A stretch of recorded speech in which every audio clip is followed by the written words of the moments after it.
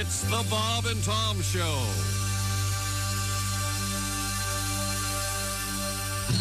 You should have seen me last night when I fell down laughing and I stumbled down a flight of metal stairs. I went crashing through the window at the VFW hall, tumbled over a pile of metal chairs. Then I cussed out my girlfriend, tried to feel up her mom. I wrecked my car, I think I bruised my spine. Oh, you ought to go with me when I go out drinking. Always have myself a real good time. I got drunk and stole this boat out of Edgewater Yacht Club doing 90 miles an hour up to the bay. I sank her out by Buckeye Point, walked on into town, tore up someone's flowers on my way. Then I barged into the cruise nest and I threw up on the rug. I slapped that hostess on her big behind. Oh, you ought to go with me when I go out drinking. Always have myself a real good time. I talk dirty to the waitress and I never ever leave her no tip. I leave her all my roaches in the guacamole dip. Oh, you ought to go with me when I go out drinking. Always have myself a real good time. So I'm going out tonight and I'm gonna tie on a good one. Does anybody here want to go out drinking with me? Yeah! Well, I'll take you to this biker bar where we can kick some ass. And a gay bar. We'll get our drinks for free. We'll do shooters of tequila and a case of beer apiece. We'll wash it down with a gallon of cheap island wine. Oh, you ought to go with me when I go out drinking. Always have myself a real good time. I like to shout out loud and moon the crowd when I'm dancing on the bar. Then go out in the parking lot, piss on all the cars. I go out drinking, always have myself a real good time. Oh, give me that wine. Always have myself a real good time. I'm feeling very fine. Always have myself a real good time. Yeah. Hey, good morning. Welcome to the last day on Earth. It's the Bob and Tom Show. I hope you're right with, okay with your higher power. Good luck, everybody. Is this the rapture for you? Could be. You don't know. What do we got here? Can I Six, make 9 hours, give or take. Make a little wager. What do you want to bet? If we hear tomorrow you owe me $10,000. If not, I'll give you 10 grand. Well, that doesn't make any sense because the world and money will become worthless, and you'll have to give me a pound of salt or something, so I can pound it up my ass. Okay, I'll get a pound of salt for you. Okay, how's that? And a ball-peen hammer. Okay. They say you're going to want water. Water will be the... water. Oh, yeah, water will be the currency. Yes, yeah. yes. That'll cost you 2 liters of water. That's why I want to be near Lake Michigan. Fresh water. A lot of water in there, yeah. Yeah, I hope you hope you have a strainer. Yeah. We have a bizarre water story in the news this morning. That involves... We were just for a second talking about one topic here in the moment. Water. And now I have a bizarre water story coming up. We're looking ahead. It kind of involves outer space, too. Let's look ahead. Space water? No, actually, it involves Uranus. No, it doesn't. Oh. Isn't there water on Mars or something? Is that true? Yeah. Oh, yeah. Lake in there, yeah. Oh, yeah. You know, Martians love water skiing. Do they? Yes, they can't get enough of it. They've got like Lake Mead, but it's like 10 times the size of our Lake Mead. See, they have 3 legs, so it's a lot easier. It's like riding a tricycle instead of a bike. Did you know that? I did not know that. It's just one of those little facts. Like one of those paraplegic skis they have, you know, with the ski out in front. It looks like it's hanging off your penis. Yeah. Okay, good. We also have a penile news this morning. Oh, good. Yeah, A we number do. of delightful things Slice of happening. penis. Very good. Very good. More penis? No, just a slice. Don't give away the headline. Any sports coming up? of Nope. interest? Okay, good. Well, of course. We're going to have, first of all, South Carolina is your women's national basketball champions. They beat Caitlin Clark in Iowa last night, 87-75. Gamecocks 38-0 this season. Over the past 3 seasons, 109-3. They're very good. Yeah. Man. And also, tonight, it's Purdue and UConn, and I see that Christy is screaming for Purdue in the hallway. There she is. Oh, nice. Also, over the weekend, I believe, we'll have a special guest, Ace Cosby, to talk about WrestleMania. Oh. That went on over the weekend. We can do that. And we have a new champion in WrestleMania. He's a legacy, Tom. How was the refereeing? I've always thought that. They're always looking the other way, aren't they? You think the NFL refs are bad? Yeah, come on. Good Lord. Come on, he's got a ladder, ref. Did they do the replay in WrestleMania? Do they? They do not. They do Check, not. check and see if they got a ladder I wonder. or a knife Yeah, in their no. a knife in their trunks. You can't do that. I'm watching the replay. It would appear that he's taking a folding chair from the audience, hitting him over the head while the referee's looking the other way. You know what the ref says? I didn't see it. Didn't see it. Didn't see it. Right. And then somebody who's not wrestling will jump in the ring and beat That's the hell not out of fair. somebody. Oh, Where's the ref on that, Tom? Wouldn't that be cool if that happened in a football game? I know Woody Hayes tried it the one time, but What? wouldn't that be funny? Woody Hayes tried to. You watch, yeah. Smacking a kid? Oh, yeah. Hey, tackle the guy. Against Ohio I- State. I remember it like it was yesterday. Ohio Really? State, Clemson. Charlie Bauman was a linebacker for the Clemson Tigers, and Woody came off the sideline, and he just intercepted, I think it was Schleister, and grabbed him by the throat and started to tackle him. They're both on the field. What? And This isn't a college football game. And this is, I'm just saying, if what happened in wrestling happened in real sports, it would be actually quite funny. Woody was fired.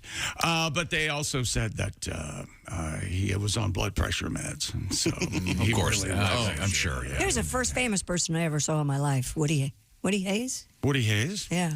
Okay, well, let's go around the horn. Woody was... He was pretty famous the- back then. Woody's nickname. First famous person you ever saw, Josh. Oh, boy. In the flesh. In the flesh. Man, that's a tough one. Yeah. Followed by the most famous. I've got easy answers for both. You go ahead. Well, yeah, 'cause Yeah, you yeah, saw you go ahead. president. Because that's what you do when you ask questions anyways. No, I was fully prepared to go around the horn. That's I why thought that, I know conversation. that. Sometimes you actually say it during conversation instead of going, "Oh, I'd like to participate in this conversation and listen to what you're saying." Because we're two human beings. But then you'll say, "I can top that," every single time, and that's not the way conversation works. So you go ahead. No, I'll go Ace, most famous person you've ever seen. But first, who's the It's first? got to be John Bon Jovi, right? Yeah. First famous person I met was famous Amos. Famous Amos, Amos? the cookie guy? Yeah. Okay. I was at a park in L.A. and he was handing out cookies. He's famous. Yeah, that's right in his name. Would have been a He better wasn't story. asking you for anything. It would have been a better story if he'd been flashing kids or something. That was No way that guy wasn't actually famous, Amos. You didn't. The man with cookies in a park? Yeah. And a van with a puppy. Where else would a billionaire be? You didn't ask for In an a park. interesting encounter. You said. I know. Stop you just- criticizing me. Hey, okay, who is the most famous person Stop you've ever seen? looking at me. Most famous. Wow. I think it's easy for me. Well, go I ahead. bet your answer is the same. Muhammad Ali, No, never met him. Mike Tyson. Mike Tyson's big. Never met him. Oh, I guess He was Mike in the Tyson. studio. He was in the studio. Ace wasn't here. I wasn't here. Oh, that's right. Bob was That's here. right. We were. He was on the beach. Never mind. I have a little funny joke I could say, but it would be the last thing I ever said. Robert So Plant. yours is Muhammad Ali? I think he's probably the most famous person I've seen in the flesh. The first famous person I saw no one has ever heard of. Wasn't it at Sardi's? or Yeah, somewhere? Horace McMahon, the obscure actor. But if you see Horace famous. McMahon, you'll go, oh, that yeah. guy. Oh. He's an actor, yeah. My dad made me go up to him, and he signed a napkin for me. Wow. And he was at the bar smoking and drinking. Why didn't your dad get up and go over there and introduce himself? Well, Chick, he had polio, and it would have been rather awkward for him to stumble over there. Mine would be Dalai Lama. I got to meet the Dalai Lama. He's probably pretty famous. That's very famous. Okay, Yeah. very good. You very paid for that, though, right? Heck yeah, I paid $250. Hey, the bucks. llama, a little cottage industry. How old were you? How old was I? Yeah. Oh, I About was 4 years ago. That's the most 4 years ago. Now, who was the first famous person you That ever was about 20 years ago. The very first famous person. Was Woody Hayes. That was the very Oh, first. really? Okay, yeah. that's how we started this. I forgot. Yeah. Okay. Chick, he was your on an thoughts? airplane. I don't know. Joe Theismann, maybe? I don't know. Oh, I got something related to that. What? I can't talk today. Ara Parsegian when I was a kid. Oh, that's 6 or big. 7. There Yeah. you go. Then Yeah. Billy Crystal later. Who's the most famous person you got in your phone? I'd have to say Theismann. I think. Peter Frampton. That's a really good question. I'll bet you have somebody. You've got to have You're supposed to say me. Oh, Chick McGee. Thank you very much. And he's- don't call me. Not under favorites, by the way. I have a bone to pick with whatever this is, iPhone. Pick that bone, baby. What? I don't like the fact that they have that category favorites. Why? It's the ones you use the most. Yeah, but that doesn't mean they're your favorite people. Well, why what do you wouldn't- want it to call it? No, because they assume that it's your favorite people if you're calling them more often. Right. But they're wrong. What are you, stalking somebody? No, What are you talking about? what if you have a baby mama? well, there you go. That's a better example than the one I was going to use. Okay. Sometimes you have people you have to communicate with, although you'd rather not. Don't you have a list of Tom's friends? 1 to 10. No, my phone just has, that's the category. Favorites. Favorites, Yeah, that's we it. all have that. Tell him he's number one, will I you? don't think I wouldn't even know how to access that, I don't think. Really? I've never seen it. Go to contacts. Sometimes a number comes up and there's a star next to it, right? Oh, yeah. But I mean, the category is... No favorites for me. Why do you guys use that stuff? Favorites? Because I call It's these for people numbers you all the- call yeah. a lot.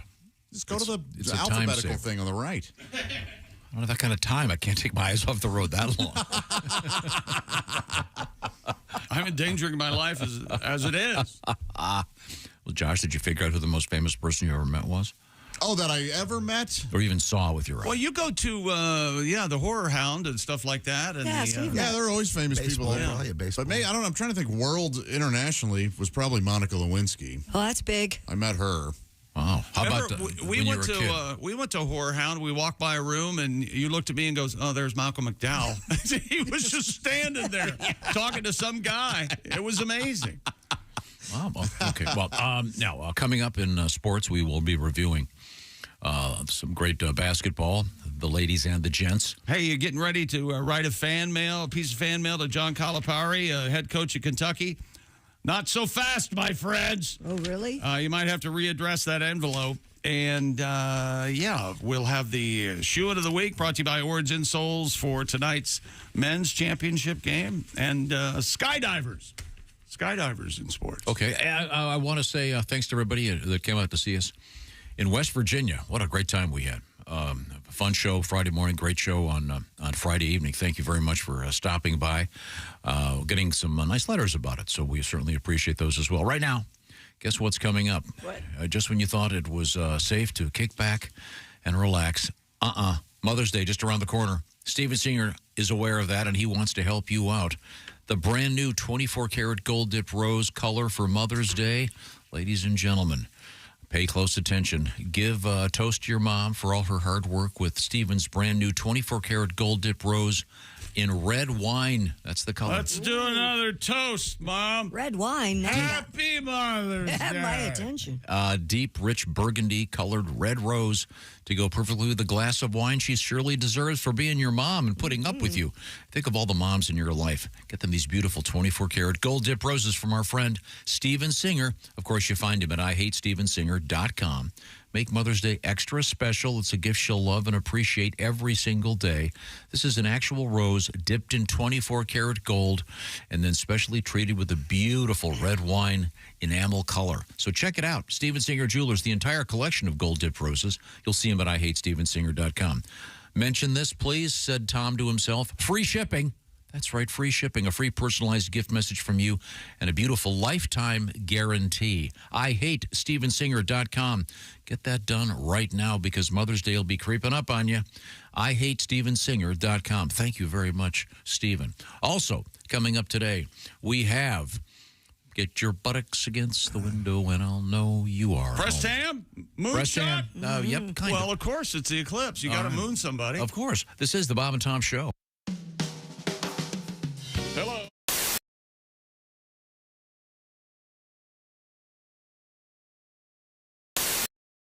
This woman is listening to the Bob and Tom Morning Show on Q95. That's disgusting. Why, nothing could be worse than that.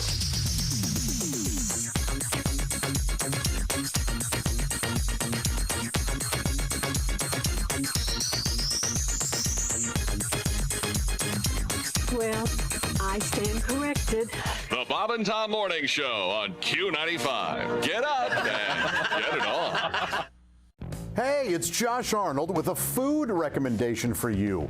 Gardner's Wisconsin cheese, their famous oven-baked cheese. It arrives pre-baked. You just heat it and eat it, grill it, skillet, or air fry it. Check out their new oven-baked cheese flavor, jalapeno. Ooey, gooey, spicy cheese. It's sure to tickle your taste buds with real jalapeno flavor and heat. Perfect for game day parties or any time.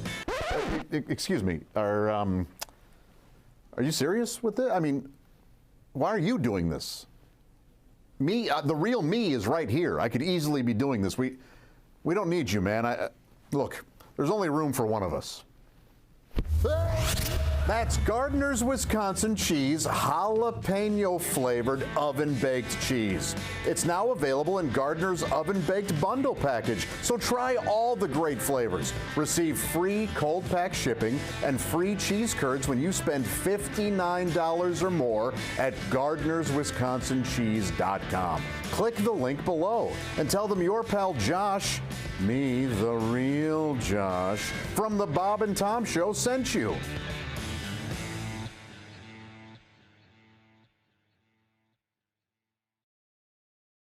I'm actually in love right now. My boyfriend and I are walking around town in a two-headed snuggie.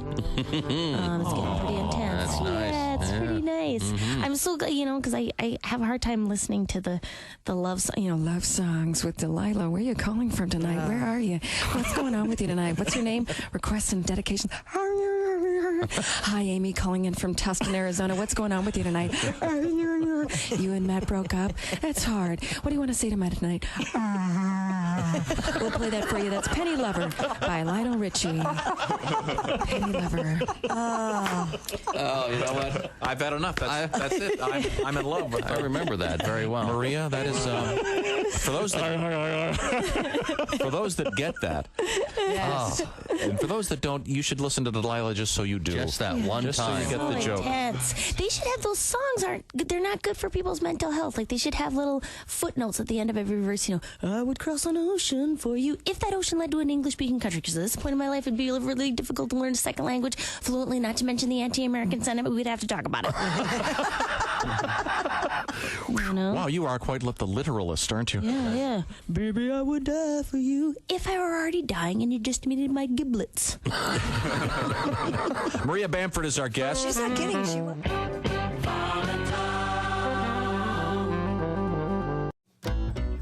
Hello there, it's Ed from Ed Septic and Sewage.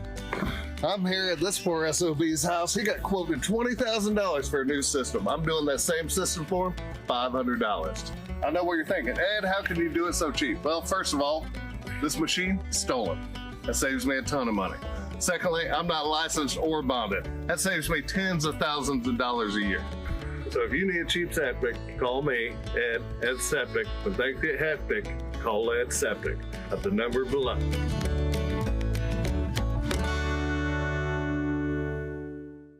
From Ed Septic.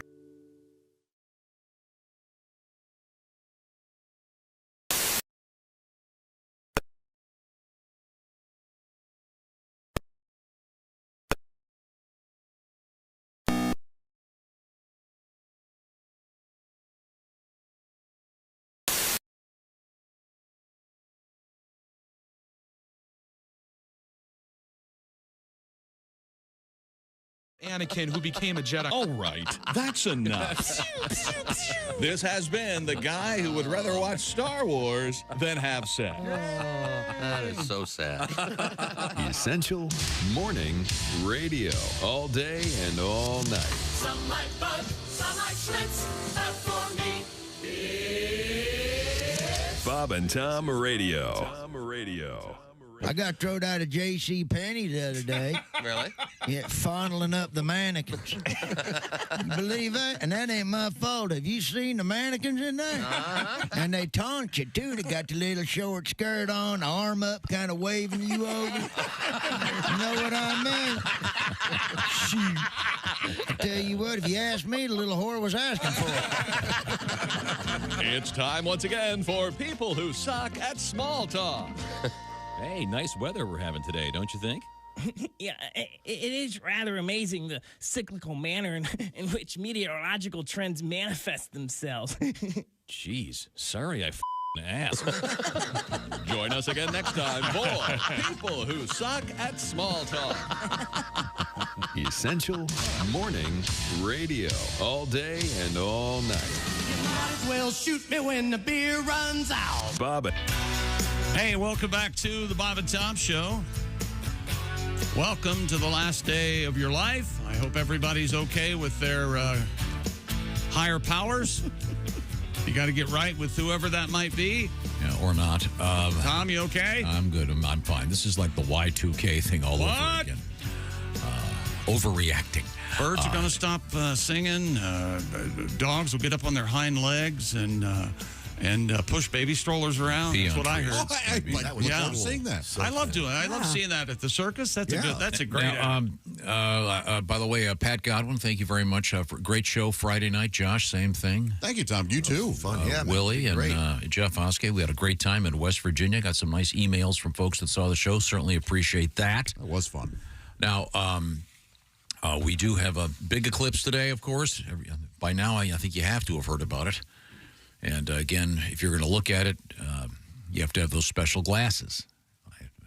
I'll say that now because if you don't, or you make a box, right? Remember when we were kids, you made some sort of dealy bob there. You put a pinhole in it, and that'll work also. But I forgot how I did it, but I did it when I was a kid. And then remember, there's like if you see the sun go through the trees, you could see like crescents all over the ground and stuff. Remember that? Oh, that's cool. Remember? There's some weird vibration thing. I don't remember the details. Oh, yeah, I think it was a vibration thing. But it'll be fun, and hope you're in somewhere where you can see the totality. Of course, it will be telecast. Yeah. That it will be available on television. That's NASA right. TV.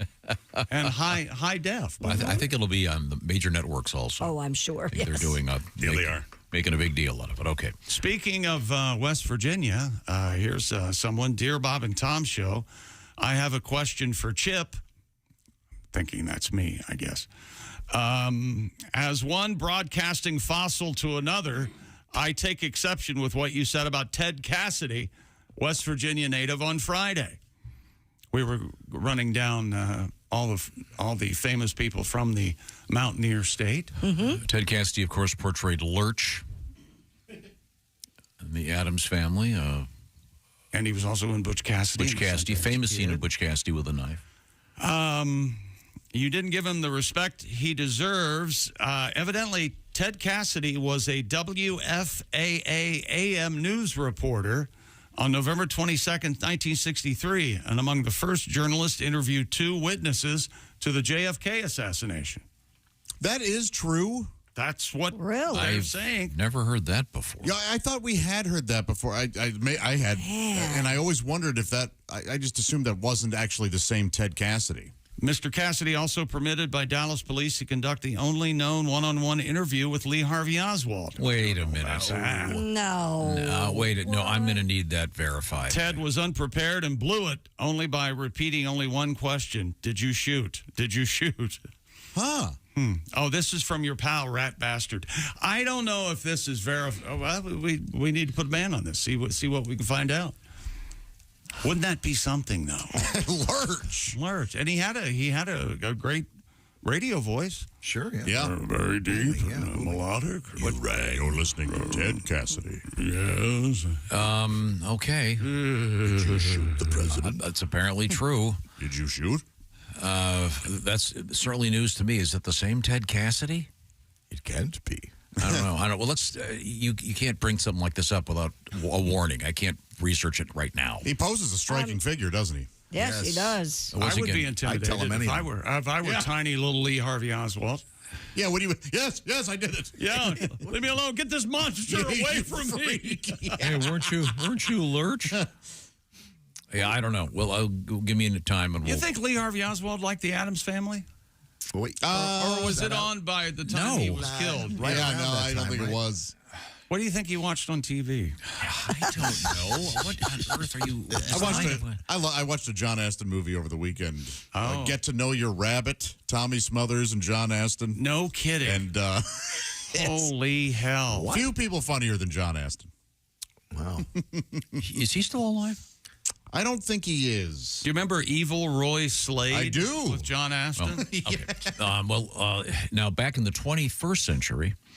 We have, yes, Chris. Did you hear what Tom just said, everybody? I did. He's all irritated. We were talking about the Kennedy assassination and now he goes, well, back in the 21st century. According to IMBD's biography on Ted Cassidy, he did do a DJ stint in Dallas, Texas, and gave in-studio reports from the WFAA radio station the day John F. Kennedy was assassinated and was among the first to interview eyewitnesses, W.E. Newman Jr. and Gail Newman, but that's it. That's all that makes sense. Yeah. Okay. John Aston is 94 and alive and well. Wow, good. Okay, there we go. Good for him. Is he? Yeah. He was married to Patty Duke, right? Banging that? Oh, that's right. Yeah. And her sister. And cousin. Remember, they were identical cousins. That's right. Identical cousins, and you'll find. It was an honest mistake, though. Did you see him? You couldn't tell them apart. They were cousins on that show? Yeah, yes. Identical cousins. How does that work? Insane. That's an odd concept. Yeah, they're trying to hide something, right? And she had to do both parts. Mm-hmm. Well, yes. I was aware of that. They had auditions, but they couldn't find You know anyone what? that looked just like her. You know what, Tom? I know you're really trying to get mad, but let me tell you something. For today, no matter what you say, you get a pass from this guy. All right. Just for reminding me that Patty Duke played both parts. Talking about a 75-year-old show. You know what? Oh, you son of a bitch. Talk to me about Blue Light, will you? Or you got the biggest laugh. What's it called? Cornet Blue. Cornet Blue, yeah. That's great. All right. Let's get back to the 21st century. Okay, what do you want to talk about? No, that's interesting Ted Cassidy news. I had never heard that before. Well, that doesn't obscure. make it. That doesn't make it. Yeah, less true. No, that's fine. I can't verify something like that on the air live. I've got better things to do. But apparently, Christy has done. I wasn't asking you to verify it. I was talking about it and bringing it up as a topic. It doesn't have to be you verifying it. This is the same argument you had Thursday yelling at me because I was, God forbid, looking at you during a conversation. You're insane. You know that? Okay, thank you. Could we move on? Oh, my God. Yeah, who's got what? Yeah. Longtime coach Don Staley has done it again. South Carolina completed their perfect season, ending Caitlin Clark's historic college career. 87-75, South Carolina. Your NCAA Women's Championship last night. Gamecocks 38-0, becoming the 10th Division I team to go through a season without a loss. Yeah, it's crazy. And you know they're 109-3 over the last 3 seasons. And you know their mascot is a gamecock, and he has cocky right across his sweater. And he's a big chicken walking around. It's very cool. Go cocky. He's the gamecock of the walk. Yes. You could be a backup cocky. I could. Because you have experience. I bet they never boo him. I'm a little cocky. A little cocky? I'm a little cocky. Boo. Do they ever boo cocky? Boo cocky. When they're not happy with him? That's at Halloween. Yeah. They put a sheet over him and call him boo cocky. He's a ghost. He's boo cocky. Is boo.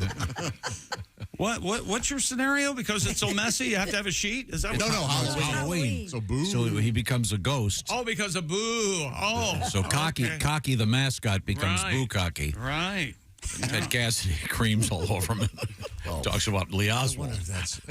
Please, folks out there, we Sorry, know I we're here started to have that. fun, but please do not boo Cocky. That's right. He is working hard. No more boo Cocky. Boo, boo, boo. They have there's a brand of crackers called Bukakis. Oh, no. All right. Oh, yeah. For Friday nights. You have got to tell me where that came from. I don't. Eating the cracker. I don't get that. It's just a urban legend of some sort. Don't get it. Thing? And now there's something you can do some research on. Where did the cracker come from in the circle jerk? Let me know. Where'd the circle jerk come from? Yeah, who the hell decided that? And the sword fight. Where did that come Those aren't good options. No. Can't men just leave each other alone? Take it by yourself in the bedroom. Yeah, I think it had to be some kind of prison thing. Well, fellas, what happened last night? We're gonna call it a circle jerk. I was never caught. Were you ever caught? Caught doing that? Yeah. Oh. Caught alone. I haven't participated in a so-called No, I think he's CJ. Caught alone. I'm talking solo. Oh, okay. Sorry. I'm talking training for the circle I thought you were concerned about staying on topic. As I recall, the topic was the circle jerk. Christy, am I right? In the circle, are the backs... well, I guess in the cracker one, you're all facing forward. You have to. Yeah, you only have one cracker. Yeah, just sitting on a stool in the center. Once again, the very disturbing scene. What is that movie called? Rewind, or I don't think that ever. Fast Forward. The one about what? Remember the movie where the two guys are. the what's it called? Rewind or Fast Forward? No. The guy from Hogan's Hero. Oh, autofocus. Autofocus. Yeah. I knew it was something to do with autofocus. Yeah. They were that was weird enough for me, and that was just two guys. Two guys, yeah. That was Boy, this is really turning me on. Bob Crane said, "Reach down." Real troubling. Yeah, okay. Could we let's just start doing work, Tom? Move forward again. Somehow we got off of. Man. So the Gamecocks mascot is known as Cocky. Is that correct? Mm-hmm. Cocky. Okay. Cocky. I'm going to come over later, Tom, during the eclipse, and you and I can maybe time it out. So. I was during totality. You know that there are people that are planning on that for sure. What? That's really interesting. I mean, they're in every sphere of adult. You know that there are couples that are planning on. Oh, maybe they think it'll make them more fertile. Who knows? Yeah, you know there's some cult out there that. They're all planning on walking on fire or something during the eclipse. And let's hope they catch on fire and can't be saved. But the larger point here is I'm sure there's a lot of really crazy fringe stuff going on in the world.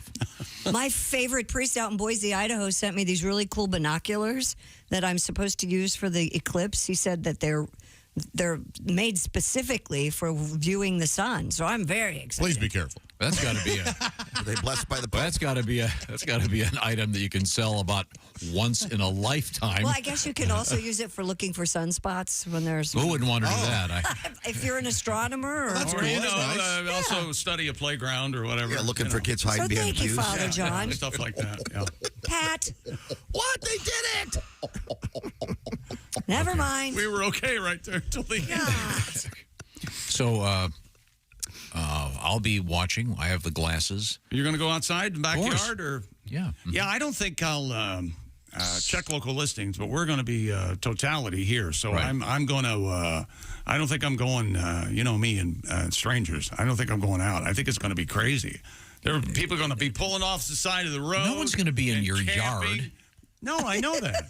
I'm going to go outside, but I'm just going to stay home behind my privacy fence. I'm on the top of a building. Oh, no kidding. Yeah. On top of a building? The bank building is having a little thing. Oh, that's cool. My gal works, yeah. All right. Is that right? Yeah. You guys all set on the glasses? Yeah.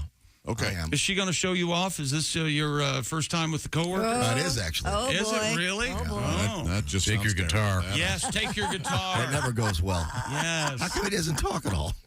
You need Xanax? Maybe you should play a song during that. I gave my love a cherry. that had no Oh, that would be the best. Do a little lighthouse. Do a little, from Christy, do a little lighthouse sarcastically. Pat, are you going to take that? Did a nice job on Friday night. Played a little bit of your lighthouse song. Yeah, they yelled it out. They did. That was a wonderful crowd, yeah. Great crowd. Okay. One of the best of all time. So where were we? One more college note. Long-time Kentucky coach John Calipari in negotiations and expected to sign today to leave Kentucky and become the head coach at Arkansas. Oh. No one says Arkansas. Multiple outlets reported late yesterday Arkansas officials have been in discussions with Calipari about the opening. The Arkansas Democrat Gazette reported, citing anonymous sources, that Calipari is the next head coach at Arkansas. I love Calipari. Maybe with some marinara sauce. Oh, yeah. A little lemon. You think that's I don't like the tentacles, though. Just the Italian? rings. You ever get a one of those suction cups on an octopus? That's supposed to be the best part. What? Yeah. Yeah, you're supposed to I can't eat that. You can't eat calamari? I can't eat octopus. No? You grill that up with olive It's oil. the same reason I can't eat tongue. Sweet, sweet octopus. Sweet, sweet. Sweet octopus. And coming up later this morning, we're going to have the Shoeing of the Week brought to you by Orange Insoles. Feel better, do more with Orange Insoles in your shoes. Stop putting them on your head. They go in your shoes. Free shipping in the United States at orangeinsoles.com. UConn and Purdue tonight, and the Boilers getting a touchdown this evening. So we'll see how that goes. They are? Yeah. Boilers are the underdog. When are you going to make your pick? I don't know. Oh, they are the underdog. They are the underdog. I heard somebody say it's the best team against the best player.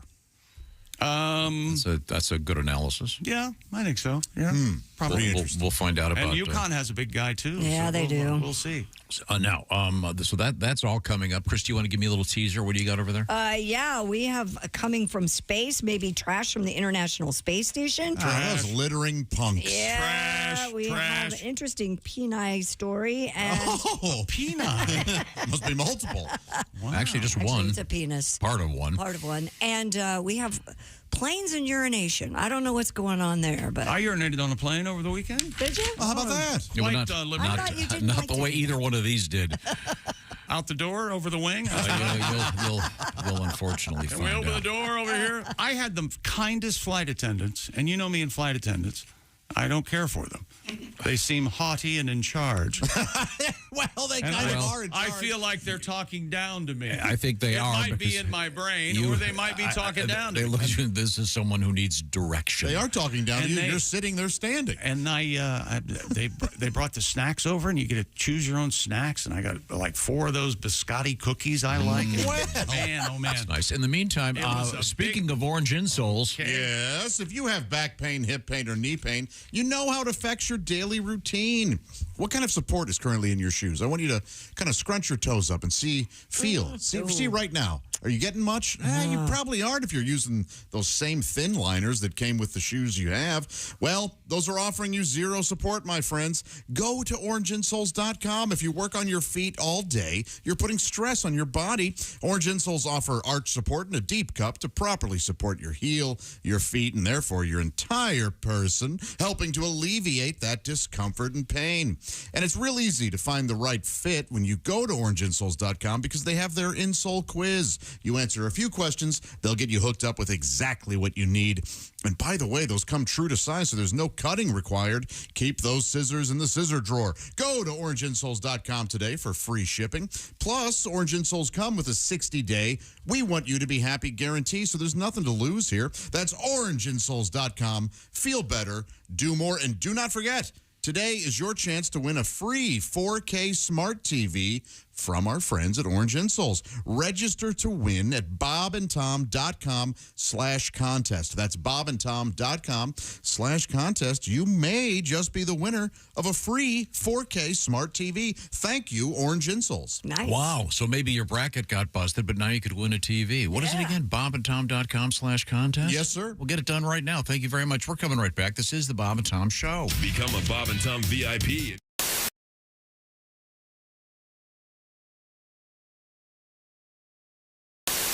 It does smell like barbecue sauce. There is barbecue sauce. Christy made us meatloaf. I'm terrified. We're celebrating Joe Day. Oh, wait a minute. Now we're being it's Meatloaf Day, evidently. Interrupted here. We have Christy's meatloaf has just been brought into the room. Yeah. Bob's going to try some of the When did you make this, Christy? 2 nights ago. 2 nights ago. Meatloaf is always best in the fridge after a couple days. Are there any fillers in this? Any fillers? What's your recipe? Can you share your recipe? Yeah, I use ground chuck, some barbecue sauce, a little bit of Italian breadcrumbs, couple of eggs. Is there barbecue sauce on this? Mm-hmm. I wasn't listening. Barbecue sauce. And then So what's the verdict over there, Bob? Well, it's barbecue meatloaf. I put barbecue and syrup on the top. Is it good barbecued meatloaf? Or? Yeah, I've never had barbecue on my meatloaf before. Not bad? No, it's not bad at all. I don't like it. It's not bad at all. Yeah, my kid damning with faint praise. I can't eat. I'm meat intolerant. Seriously, my kids don't eat a lot of seconds in my house, and this is very good. This is a new twist to a meatloaf. Yeah, I've never had kind it. of a sweet. What kind of barbecue sauce? Well, can we get this food show all over the like Sweet Baby Ray? Can we celebrate Joe Day again, Let's please? do that. No, don't feed it to me. Here. Eat it.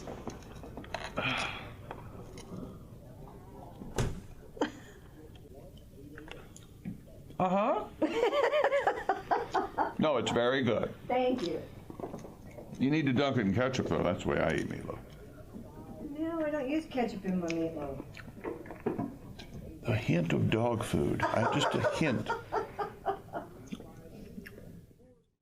Hey, hi, I'm Tom. This is Chick. That's Josh. And this is Christy Lee. Christy, what's happening? Hey, Charleston, the Bob and Tom Show here, and our friends at Rock 105 WKLC are bringing us to town for a live show with special guest Duke Tomato and the Bob and Tom Brassmouth Horns. Plus, do not miss an amazing comedy show that night. That's right. It all happens Friday, April 5th at the Charleston Coliseum and Convention Center. If you're listening anywhere within 100 miles of Charleston or D, come out and see us live on the morning of April 5th. That's a free show, and then get tickets for that night's Bob and Tom Show comedy tour event with who, Christy? Pat Godwin, Josh Arnold, Jeff Oskey, Willie Griswold. All hosted by Tom and Christy.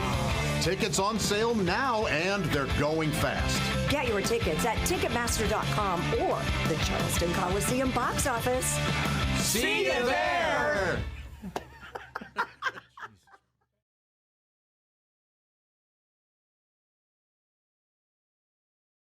Tiki Barber here. Remember the days when I was a running back in the NFL? Well, if you're on your feet all day like I was, you get the struggle.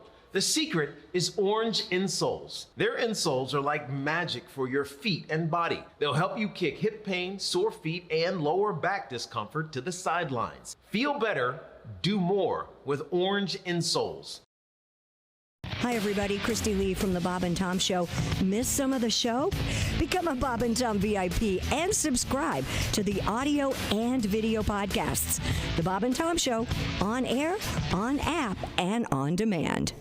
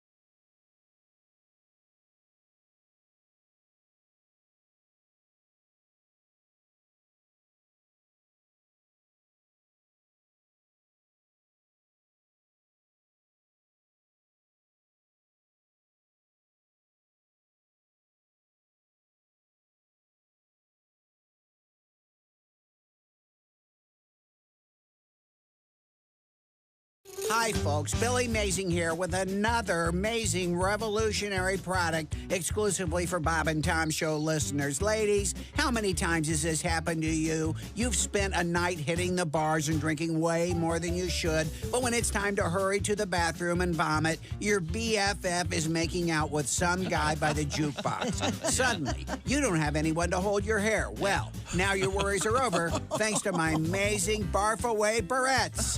Only $19.95 for a set of 2, 3 sets for $89.95 plus shipping and handling. Yes, these fashionable accessories can be attached at the first signs of queasiness, holding even the most unruly quaff out of the line of fire.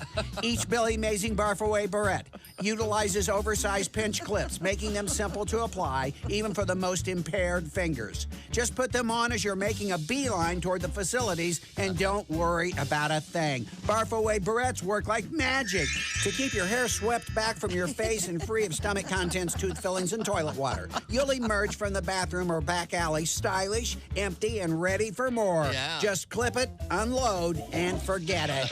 Best of all, if you order in the next 5 minutes, I'll include a tub of Bio Be Gone breath mints for absolutely free plus shipping and handling of $29.95. What comes up or down is nobody's business but yours with these powerful breath scrubbing mitts. So what are you waiting for? Order my Billy Mazing Barf Away barrettes and Bio Be Gone breath mints, and let's get this party started. I'm Billy Mazing. Hi, this is Paul. And this is Storm. And we're Paul and Storm, and you're listening to Bob and Tom Radio. So, Mark, you're a single guy. Yeah, I tell you, though, it's tough because I got these neighbors behind me. Really? My neighbor, Gail, very... Gail? Gail is a woman who just moved. Her bedroom wall is right behind mine, and she has a new boyfriend. Mm-hmm. And I found this out. His name is...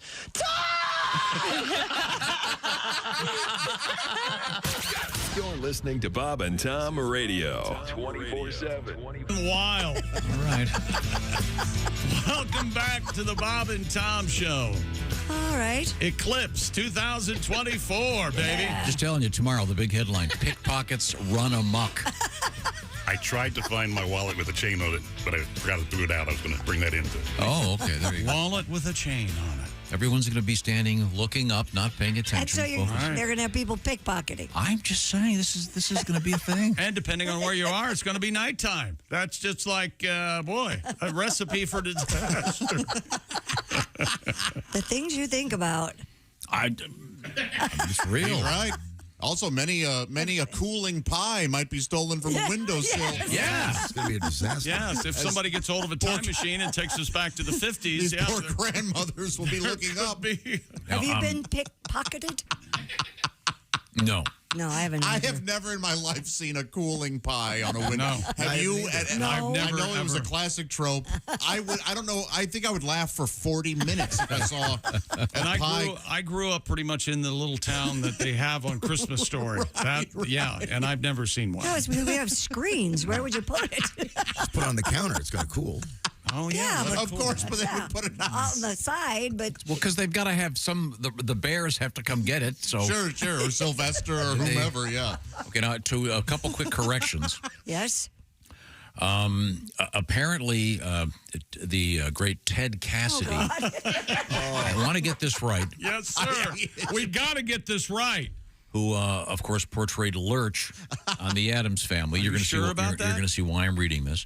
Okay. Yes, we recognize the fact that he grew up in West Virginia. We were talking about famous people from West Virginia. Don Knotts, George DeWitt, Ted Cassidy. But Ted Cassidy, of course, portrayed Lurch on the Addams Family. He was also in a number of episodes of Star Trek, I Dream of Jeannie. And sure. Famously in Butch Cassidy and the Sundance Kid.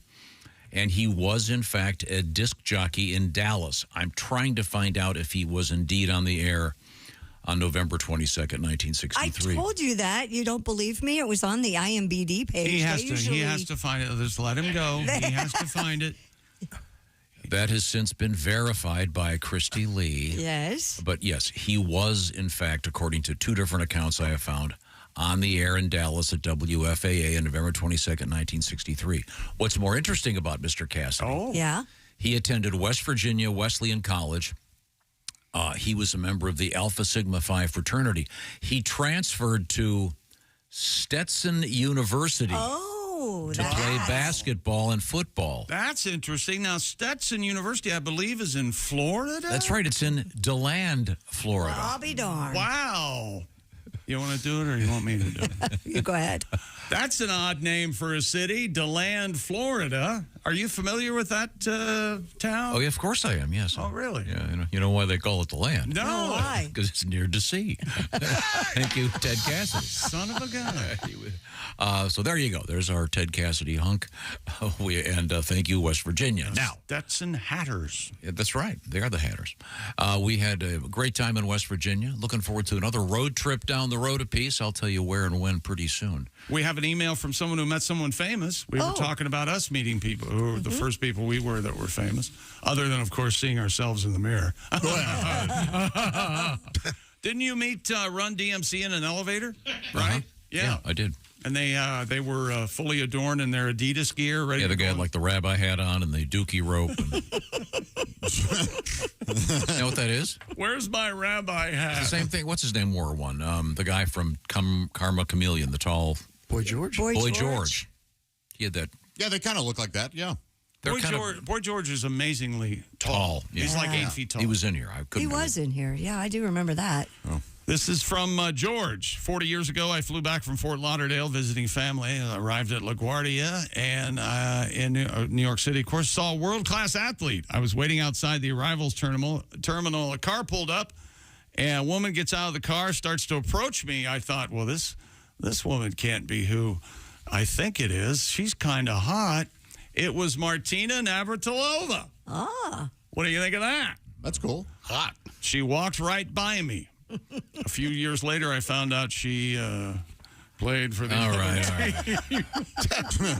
And I was disappointed because he was going to ask her out. Really? He was going to ask Martina out. Yeah. I think you can still ask her out. I think that's a compliment, isn't it? Yeah, I mean, it should be, so long as he's not rude about it. That's right. Hey, would you like to go grab some dinner? Now that we're both standing at the same airport, and you're obviously in a rush. Yeah, you can treat her to some Chili's, too. You want to go grab some chips and pretzels? Okay. Chips. we're both busy here at the airport. Let's make some small talk. Can I buy you some Aubon Pain? That's right. Maybe some duty-free Kahlua. Possibly. Sports last night, the South Carolina Gamecocks are your women's national basketball champions, NCAA champions. They win 87-75 over Caitlin Clark and the Iowa Hawkeyes.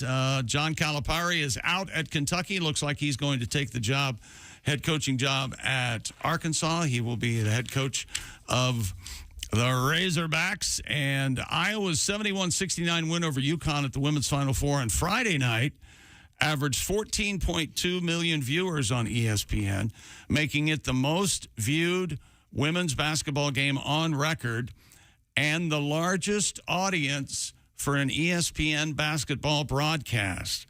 The previous women's hoop marked 12.3 million for last Monday's Iowa-LSU game from the Elite Eight.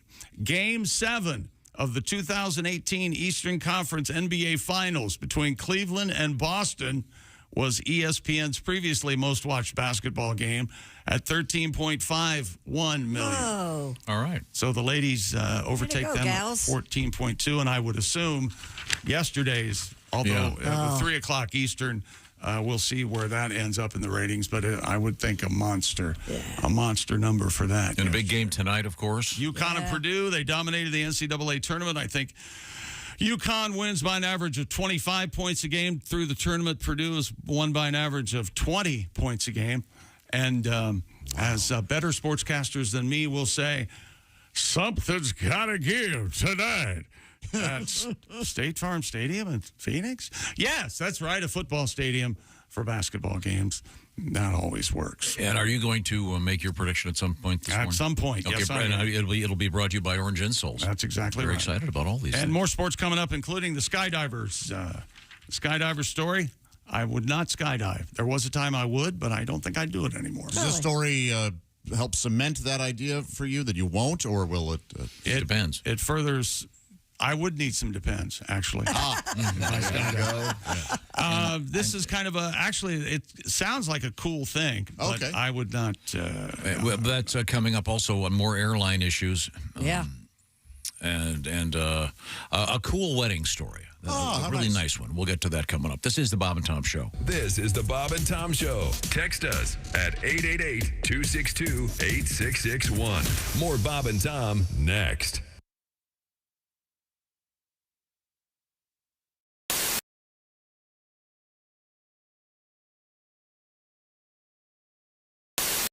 It turns and sways. Okay. Well, thanks for the call. Have a great day today. We're going to move And I've got one more thing. May I say one more thing? I've been waiting 20-some years for this. Is everybody listening? Yeah, we're listening. Okay. Chick, go back 20-some years, 1998, Fort Wayne, Indiana, all weekend with me. What? There we go. Yes. Finally. I have, whatever you say. Okay, remember, and listen to this. You went by your real name when you checked in, and you invited me for the weekend. Now, wait. Oh, God. I'm going to get shot for this. And you ordered grapes and Miller Lite beer. Yeah, that sounds like me, all right. That's right. Yep, that's me, Okay, Deborah, we got to go here. Christy, give me the teaser. That couldn't have gone better. Yeah. Somehow I blame you. Boy. Where do we go from here? We have Donnie Baker and the Pork Pistols. Now, do you guys have a little tune you're going to play for us? Yeah, we got a tune. This goes, since you was talking to Johnny Rutherford from Michael and the Mechanics. This goes to Christy Lee. There's something about you. Yeah. There's something in the air tonight.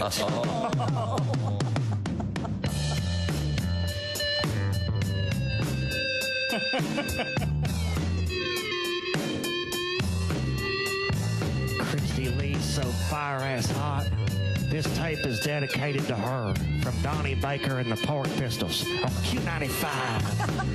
I bet you're not wearing underwear tonight.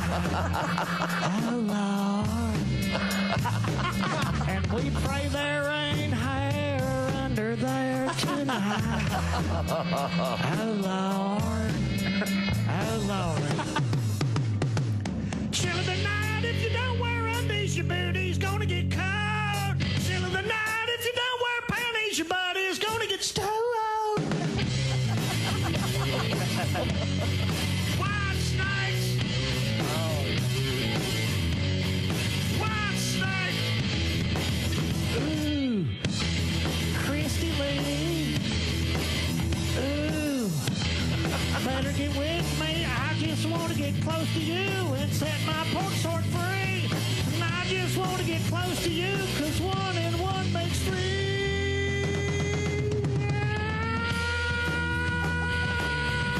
Ooh, baby. Ooh, baby. Chill of the night, chill of the night, chill of the night. It gets real cold, so you don't need panties, Christy Lee. You got Donnie and the chill of the night, chill of the night, chill of the night. Q95 playing White Snake for Christy, and she's sitting in a puddle. And chill of the night, chill of the night, chill of the night, night. Donnie Baker and the Pork Pistols. Bravo. Oh, ow. Oh, back. Oh, hey, Josh. What's wrong? My back is sore, my legs. What's in your shoe? Nothing. I mean, here, look, nothing. Joshua, you have to have proper support. Orange insoles. Orange insoles, you say? Yeah, look. Yeah, I see them. Look at this. They're great. Yeah. Orange insoles. I'll give them a shot. Great. See you later, buddy. Give it a...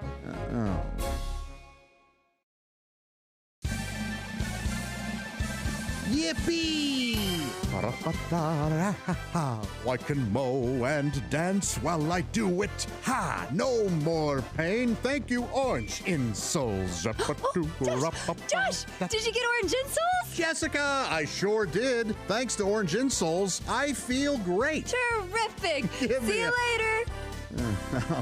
Orange insoles. Feel better, do more.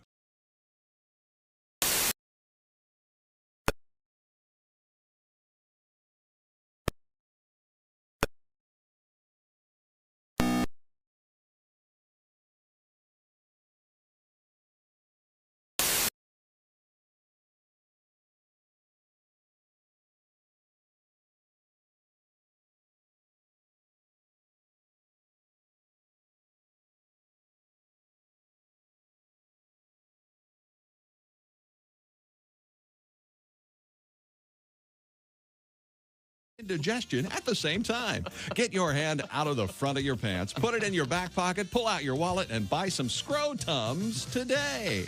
Just look for the fuzzy little bag the next time you're at the drugstore. Scrotums from Frigamall Pharmaceuticals. The same people who brought you the product that relieves painful corns on your feet and itchy hot hemorrhoids. Cornhole H. Right, Bob? Radio. Hi, this is Nick Griffin, and you're listening to Bob and Tom Radio. The man in the studio with us is comedian Greg Hahn. Do you ever take your pants off on stage, Greg? No. Good call. I used to do that on what's it called? Casual Friday when I had a job. And then they kicked me out. They let me keep my seat. My chair. Don't you have people giving you tours of offices and things? I never liked the tourist chick. No. You know that. No, I know. They walk around the office. They throw in the little small talk. Oh, this is Janice. She's hard to keep up with. Yeah, she's hard to look at. Let's keep walking. She's making me sick. This is Larry. He's an original. You got that right. I've never seen a toupee with dandruff. Get me out of here. Hey, Larry, your pants waterproof? That shirt's a real pisser. Hey, how are you? I'm the new guy. Hey. Nice shoes. What'd you bowl? Hey, Larry, I'm the new guy. That's a great suit. Do they make it for men? Hey, how are you? I babysat a cat a couple weeks ago. No, it went in the show. Oh, he. Then he started picking his out of his litter box and dropping him in the middle of the living room floor. Oh, this is a protest.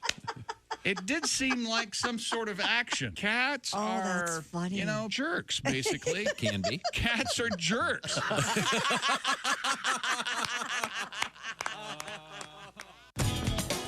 Bob and Tom 24/7. Not on air, online, all the time. Bob and Tom 24/7.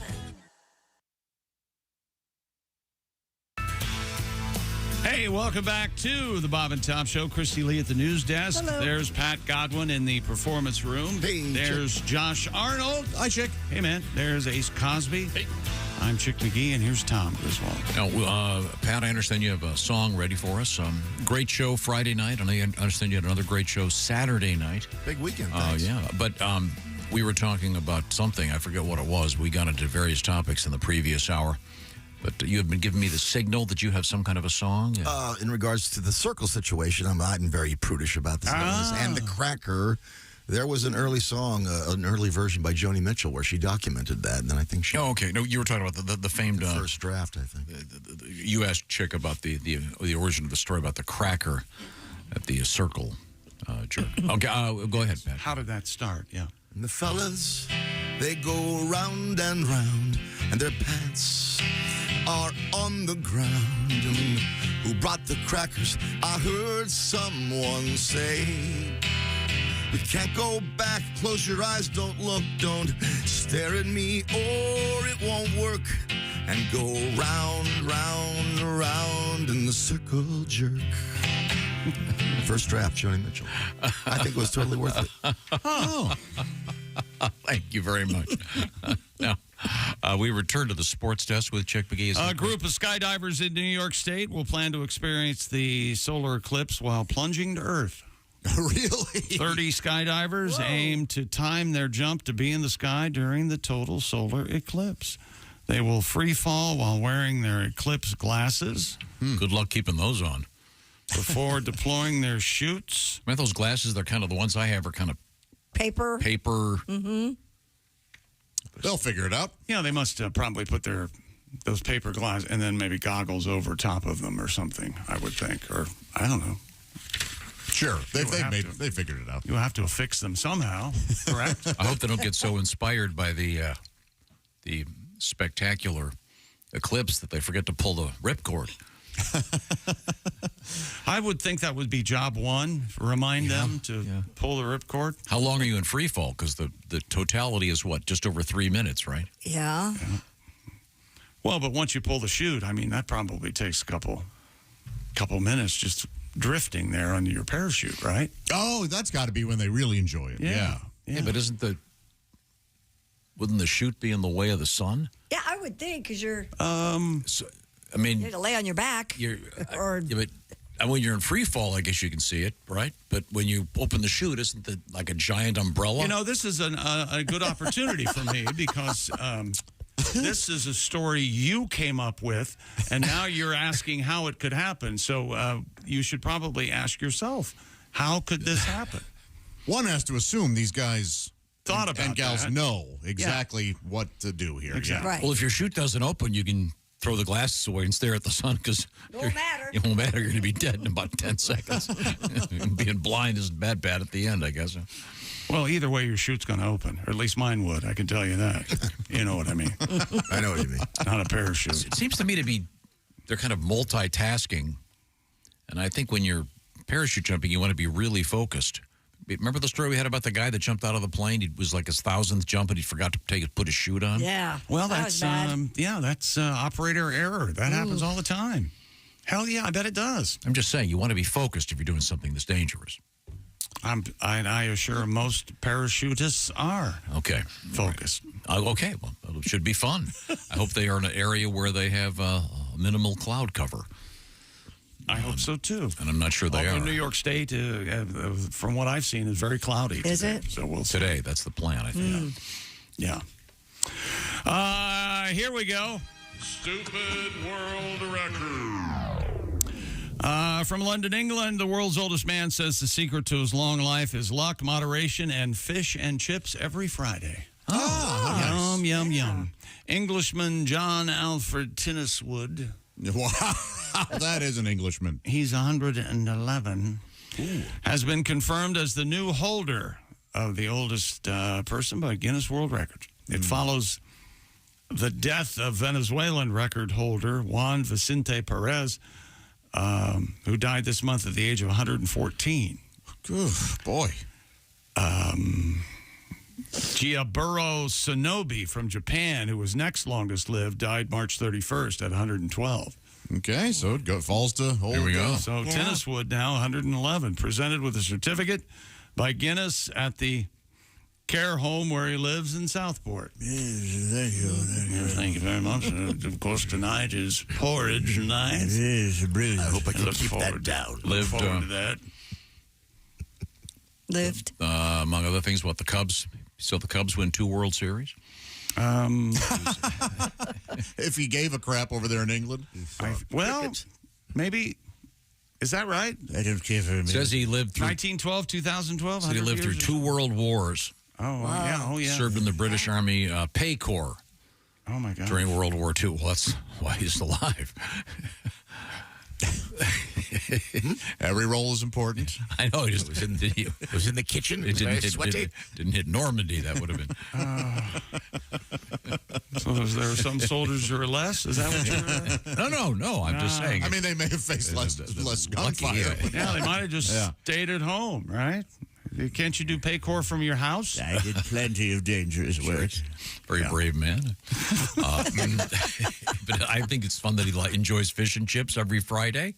Well, they're delicious. Good for him. They are delicious. You know, they call French fries chips over there. You guys know that, right? Oh, yeah. Isn't that something? And they call it potato chips crisps. Crisps. Isn't that something? And they call cookies biscuits. What do they call biscuits? Is it just scone land over there? Boofus. Boofoo. No, of course. Thank you. That was very helpful. And what do they call cigarettes?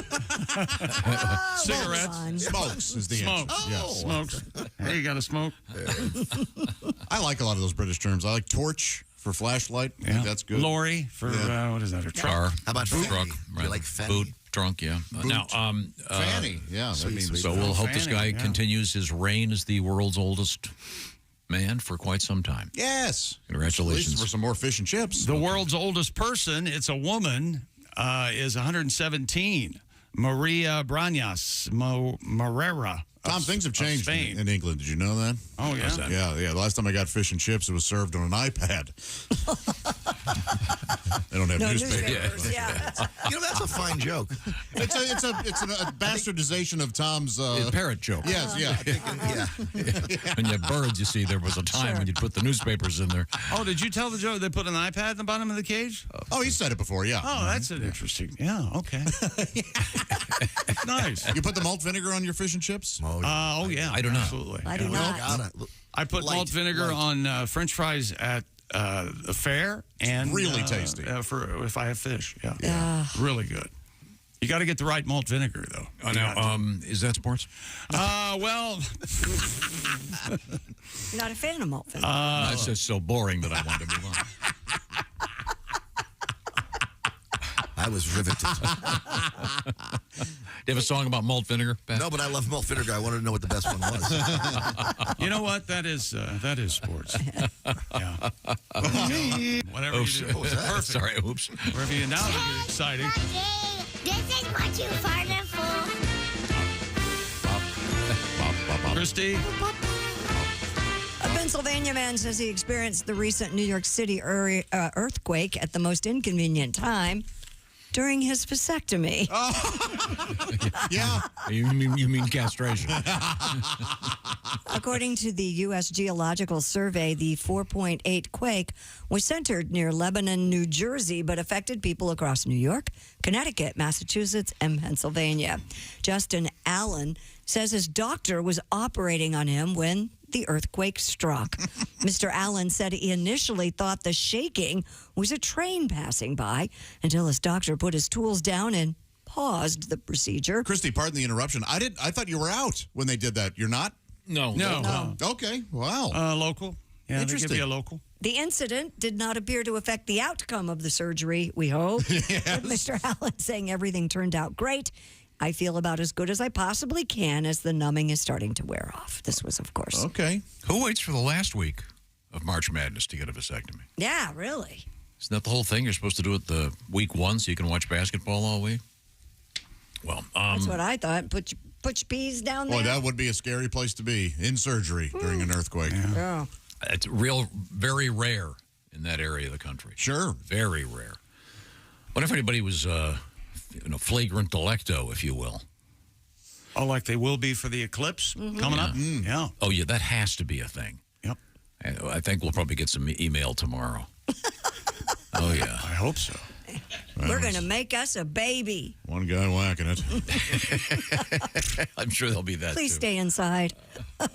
Oh, yeah. Christy, out on the deck? Yeah. Christy, I have the paper glasses. Uh-huh. But you have these, what are they, binoculars? I'll bring them in on the next break and show them to you. Yeah. Because, I bet you can see with those. Because you've got special sun-protected binoculars. Right. So when it reaches the corona with those binoculars, look carefully. You might be able to see a lime right there on the rim. That is very Corona silly. beer joke. I like that. Corona, very you much. see.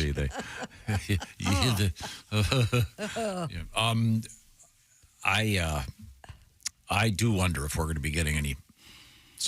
There have to be certain people doing various serious religious things during this eclipse, I imagine. Probably. The freaks will come out. People actually really used to think it was a dragon eating a what the dragon hell or would you think? A dog I eating mean, the come sun. on. Yeah. Yeah. And they would beat the drums and do that until the sun would come back, and it would work. So they kept doing that. Yeah, there have to be some drum beatings and walking on fire. I love a lot of that traditional people out there. So, so we'll certainly see what happens. Now, what have you got coming up, Christy Lee? Coming up, we have more penis in the news. We have a guy rubbing his buttocks against the window. And we have urination on a plane. Oh, it's all coming up. Done it. Oh, my gosh. And we have a shoplifter being chased by police on horses in New Mexico. It's the wild, wild west.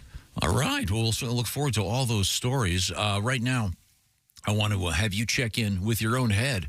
It's the Bob and Tom Show's sponsorship from BetterHelp. BetterHelp is all about helping you with your mental health. It's about an easier way to access therapy. It's actually it's a smart idea, and it's a really simple idea. And the idea is you'll take a little questionnaire, and you'll be hooked up with a therapist, one of more than 35,000 licensed therapists participating in this program. And then what happens is the therapy itself is done online, so you can recharge Work on yourself. Therapy can help you learn how to set healthy boundaries, and positive coping skills can be put in place so you can be the best version of yourself. So if you're thinking about starting therapy, give BetterHelp a try. Once again, it's entirely online, so it's much more flexible to your schedule. Find out what I'm talking about by going to BetterHelp.com/BT Show today. That'll knock 10% off your first month. BetterHelp.com/BT Show. Find your social sweet spot with BetterHelp. That's BetterHelp, H-E-L-P, BetterHelp.com/BT Show. This portion of the Bob and Tom Show sponsored by BetterHelp. Also, coming up, did your mom or dad throw away all your comic books? Wait till you hear what one of them sold for. Yikes. This is the Bob and Tom Show. Bob and Tom. 5.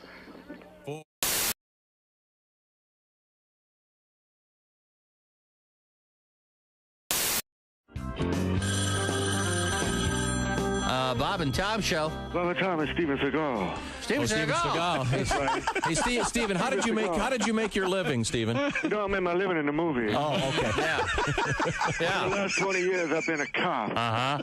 I understand Christy Lee is having some second thoughts about moving. No, she already moved. A lot of people don't know, but for 5 of the last 20 years, I've also been a real estate broker. Really? We had no idea. I didn't love know. open houses, man. Oh. Sunday, I show up, meet the owners and say, you get out the car! You get on the ground! Yeah, it's crazy what happened. Steven Seagal! Yeah. You Steven Seagal! Yeah, I get that a lot, man. And then you Steven Seagal! Yeah. Hey, back up, man. I made my living in the movies. I'm an ass whooping Steven Seagal. For the last 2 seconds, I've been a bitch slapper. Steven Seagal. No, man. Wow, you have sound effects and everything, huh, Steven?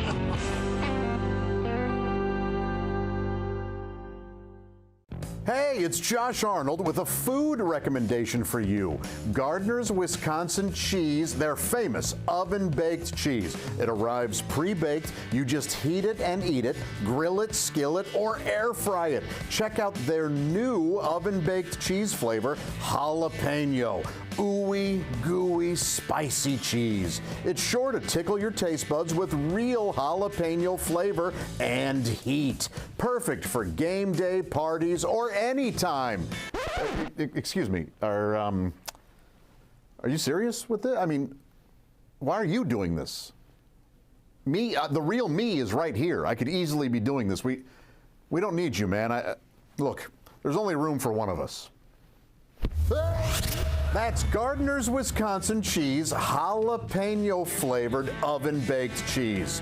It's now available in Gardner's oven-baked bundle package, so try all the great flavors. Receive free cold pack shipping and free cheese curds when you spend $59 or more at Gardner'sWisconsinCheese.com. Click the link below and tell them your pal Josh, me, the real Josh, from the Bob and Tom Show sent you.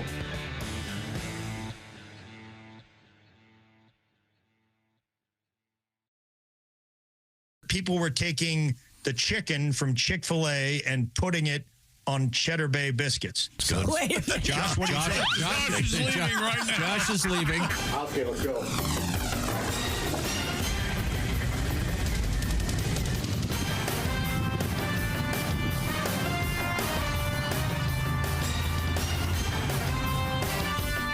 Come on.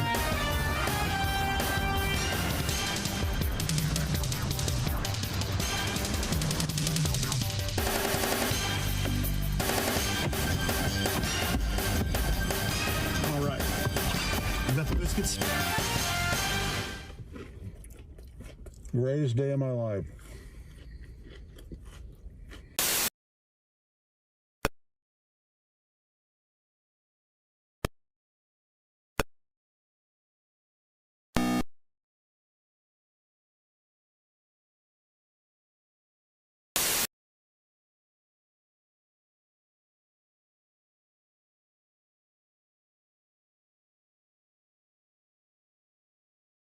Medicine. If you want to turn your daddy parts orange, eat some Cheetos and watch some porn. Bob and Tom Radio, 24/7. Yes.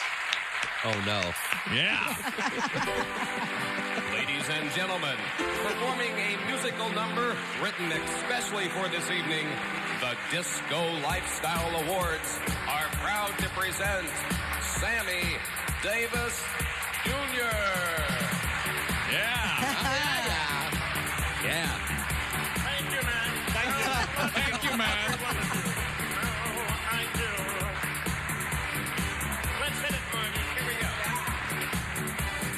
I like to live the disco lifestyle. I like to live in a disco world. I want to disco marry you and have a disco family, and we'll all live in a disco. I love the disco lifestyle.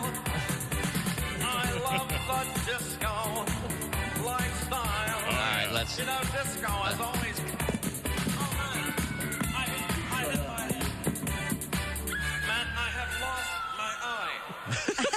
Oh, my. Okay. Popped out.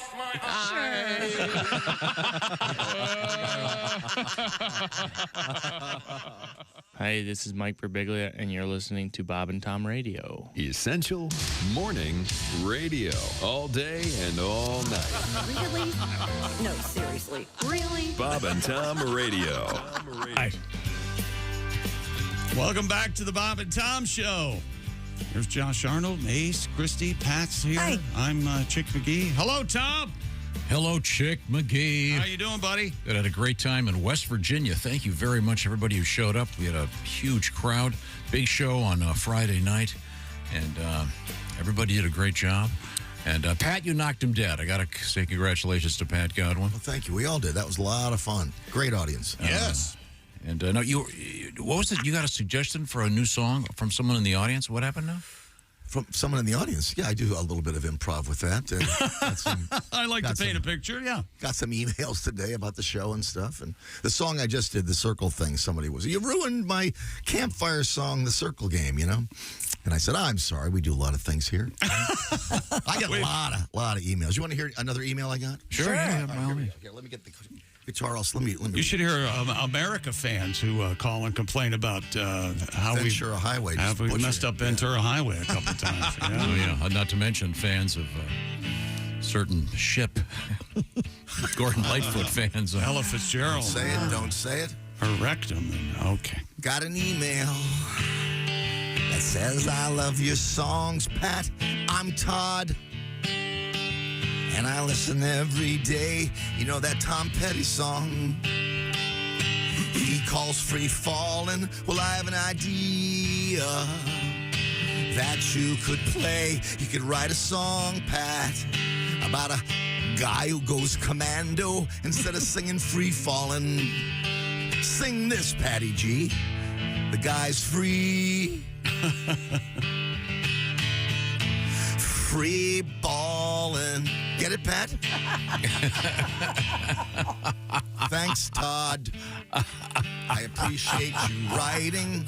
I never heard that one before. And if it sounds like sarcasm in my voice, Todd, because of course I've heard that stupid idea before. Hey, Todd, how about a lumberjack singing Tree Fallin', or a salesman and he's singing Cold Callin', or a beekeeper and they're singing Bee Paulin'? Or how about we leave Tom Petty's song alone, Todd, and you let me write my own stuff? Jesus, it's bad enough with Tom on my ass all the time. Now I'm free. Free ballin'. You know, Todd, that's not too bad. Keep listening. Free ballin'. Well, thank you very much, Todd. A little free ball. Anybody free balling today? I am. I know Ace isn't. He's got to have that I'm not. Kevlar underwear to keep back the gases.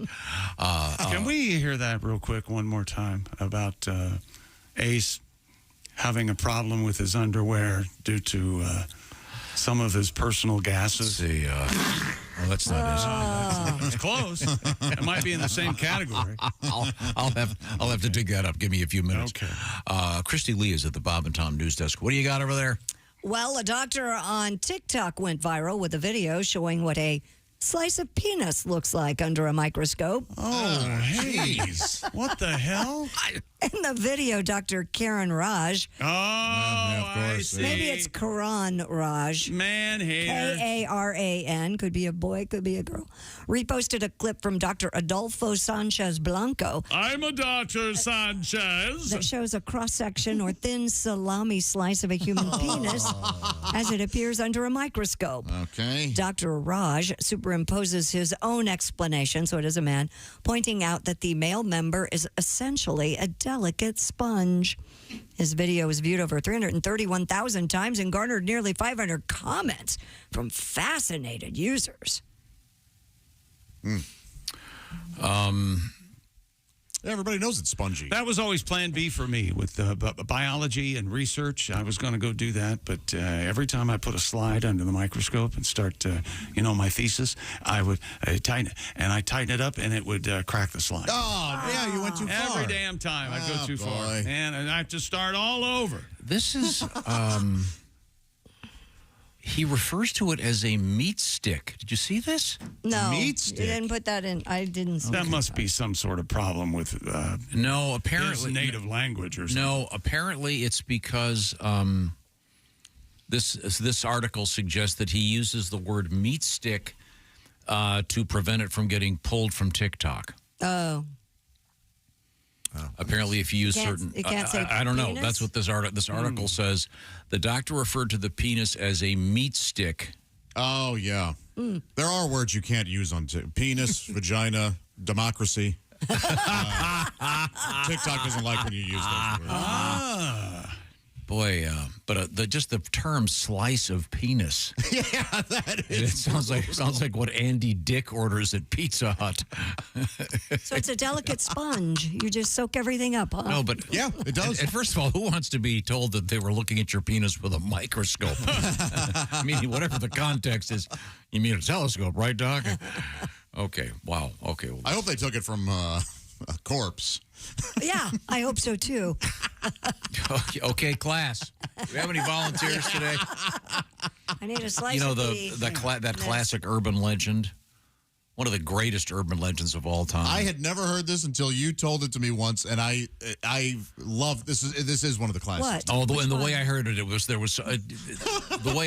was a lot of detail, and it was a friend of mine, Joe. He claimed he was in a biology class at Cornell University, right? Beautiful Ithaca, New York. Love it there, yeah. Joe said, "Yeah, I was in my biology class," and the professor came in and he said, "We're gonna," and they had this overhead projector microscope. And he asked if he could take a sample from the mouths of one of my classmates. So this one young lady came up and he took a swab and put it on the microscope and put it in, and there was, of course, semen, sperm swimming around. Yeah, classic urban legend. I fell for it completely. It's so funny. But yeah. In any event, yeah, this guy does. And I don't know, you're correct, Christy, in saying I don't know if Dr. Karan Raj is a man or woman. No, it's a he. It says later. Oh, there you in the go. story Okay, yes, is, it does. Okay. Yeah. But he didn't do the experiment. He was just talking about somebody else's. Yes. But yeah, no, it's a sponge in there, Christy. Is it? Yeah. Yeah. The blood rushes to it and engorges, and oh yeah, all right. That's what makes it. It's like a balloon. Have you ever heard? Is that what happens? The term meat stick, is that something you've encountered, Josh? No, not when it comes to the male genitalia. No, meat stick? I've heard it in a couple of movies, I would think. But, oh, really? Yeah. Not very good movies, but. Okay. You stupid meat stick. All right, just seems a little odd that a doctor would use that term. So. Okay, well, thanks, Doc. Japanese authorities have arrested a man accused of rubbing his buttocks and anus against a water tap at a park in Tokyo. Oh, my Lord. A water tap? Yeah, it's used for filling drinking vessels by park visitors, you know. Yeah, there's a picture of it, and it's right there about Yeah. Just a little anus high. Yeah, it's right there. It looks like it's kind of a spigot, but it's for filling your water bottles. The Japan Times reports the officer spotted the 56-year-old man riding a bicycle in the middle of the night with his lower body exposed. They then found photos on his phone of the man naked at a park with one image showing him rubbing his anus against the water tap. He admitted to the charges, saying he did it to satisfy his sexual desire. Just came right out with it. Wow. Yeah, look, this is what I like. I know what I like, and this is it, and deal with it. Maybe you guys shouldn't have these water taps out here. This guy's now an enema of the state. Pretty good. Pretty good. Wait, by the way, they call it a water tap, where this guy's going to go. He's going to have someone who wants to tap that ass for him. That is... Tap that ass, John. But...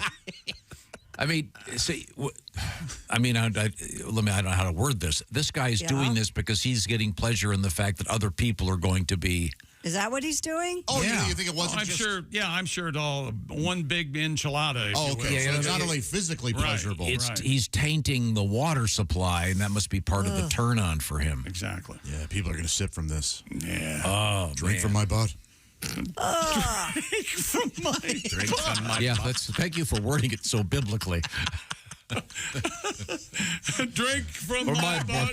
If I were going to go, I would drink of my butt. Thank you. Yeah, I'm sorry. So I wouldn't go that far. Maybe just your delivery. If it were written down, it would be drink of thy my butt or something. Isn't it interesting, though, they had to differentiate, they had to make it plain that he was on his anus. Yeah, buttocks and anus. Yeah. Oh, yeah, he got in there. Ass cheeks. So he must have spread them. If you see the picture, you can see this thing is sticking out right about the height to kind of back into it. Did he insert it?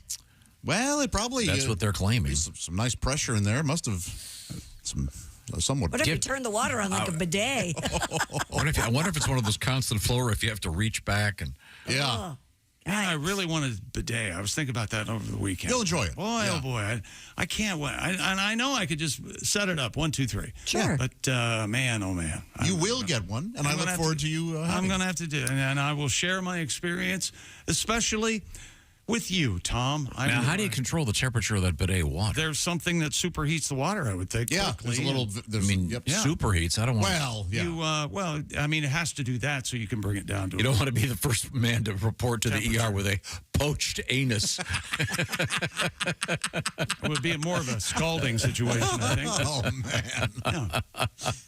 man. It says this guy rode a bike. They've got a video of it. Yeah. Maybe his ass was sore. Did it have a seat?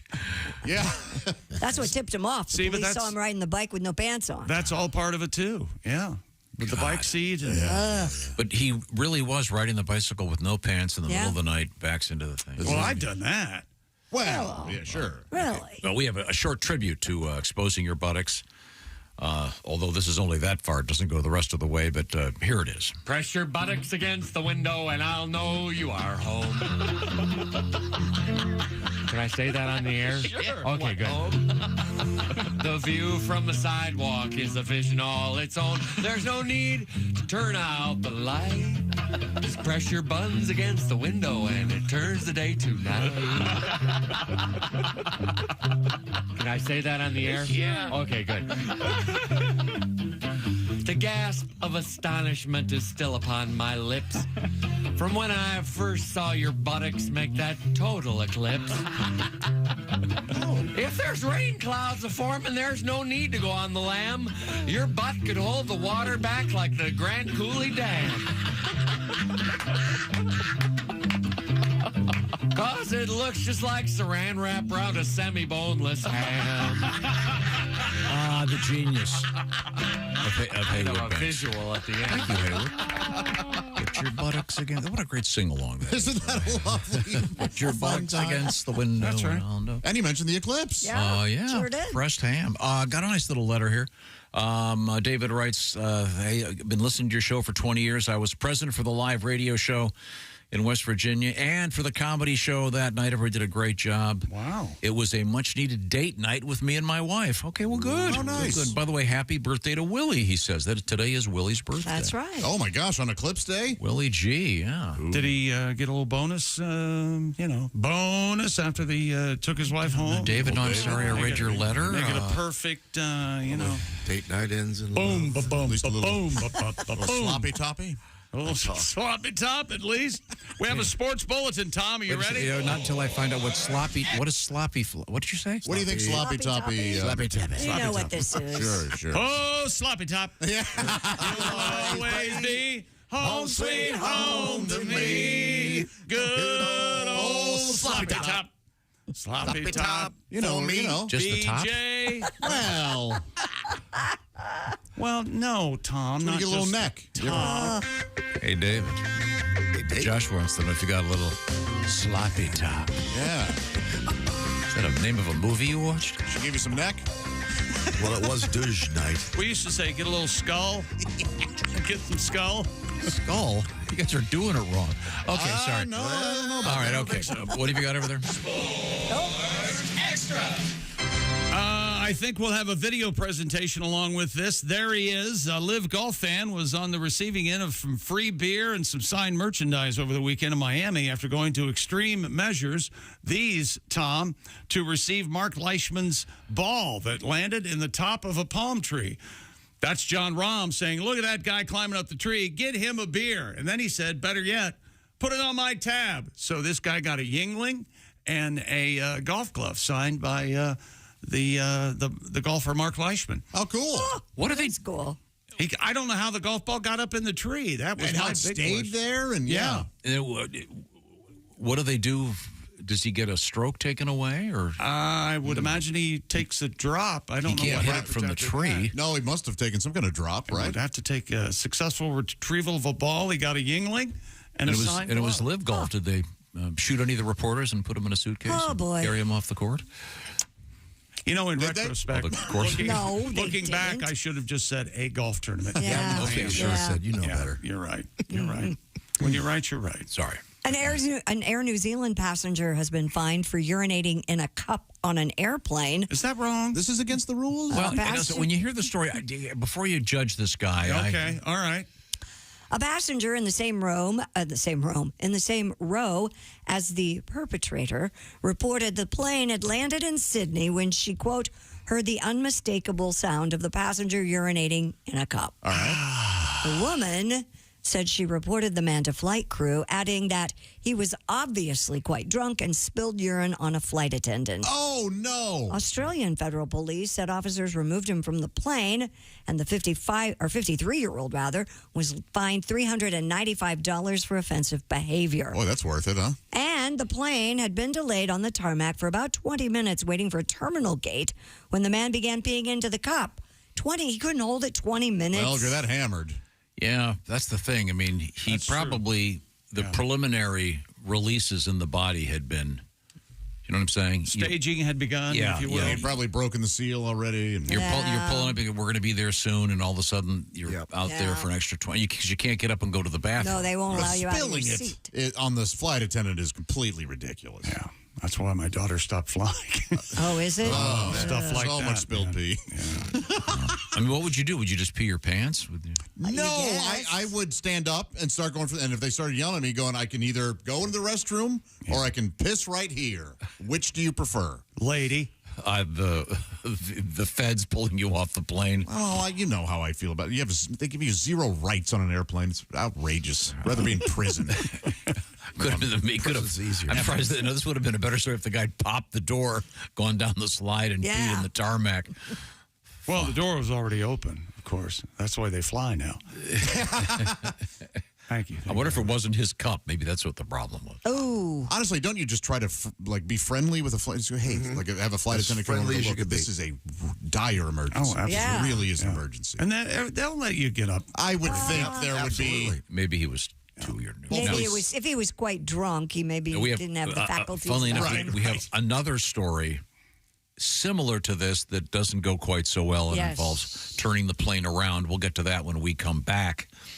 Also, we have an interesting story about pop music lyrics. Pop music? And a scientific study that says they're getting dumber. I don't buy into this, but we'll find out. This is the Bob and Tom Show. For a complete copy of the Bob and Tom Show contest rules, go to bobandtom.com/contest-rules or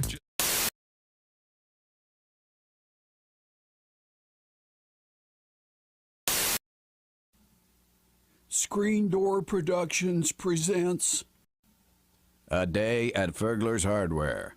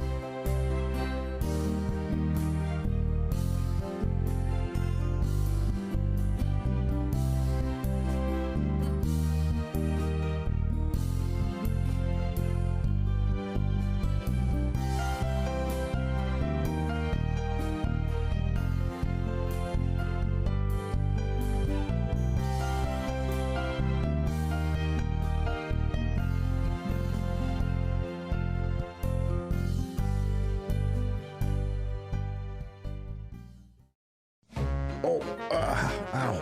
Oh, back.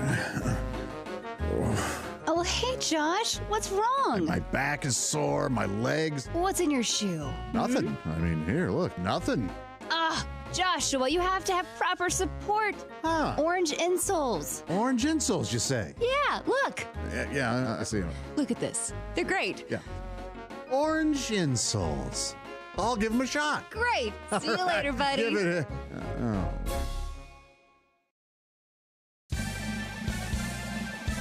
Yippee! I can mow and dance while I do it. Ha! No more pain. Thank you, orange insoles. Josh, did you get orange insoles? Jessica, I sure did. Thanks to orange insoles, I feel great. Terrific. See you later. Orange insoles. Feel better, do more. Hi, this is Pat Godwin from the Bob and Tom Show. Miss some of the show? You don't want to do that. Become a Bob and Tom VIP and subscribe to the audio and video podcasts. The Bob and Tom Show, on air, on app, and on demand.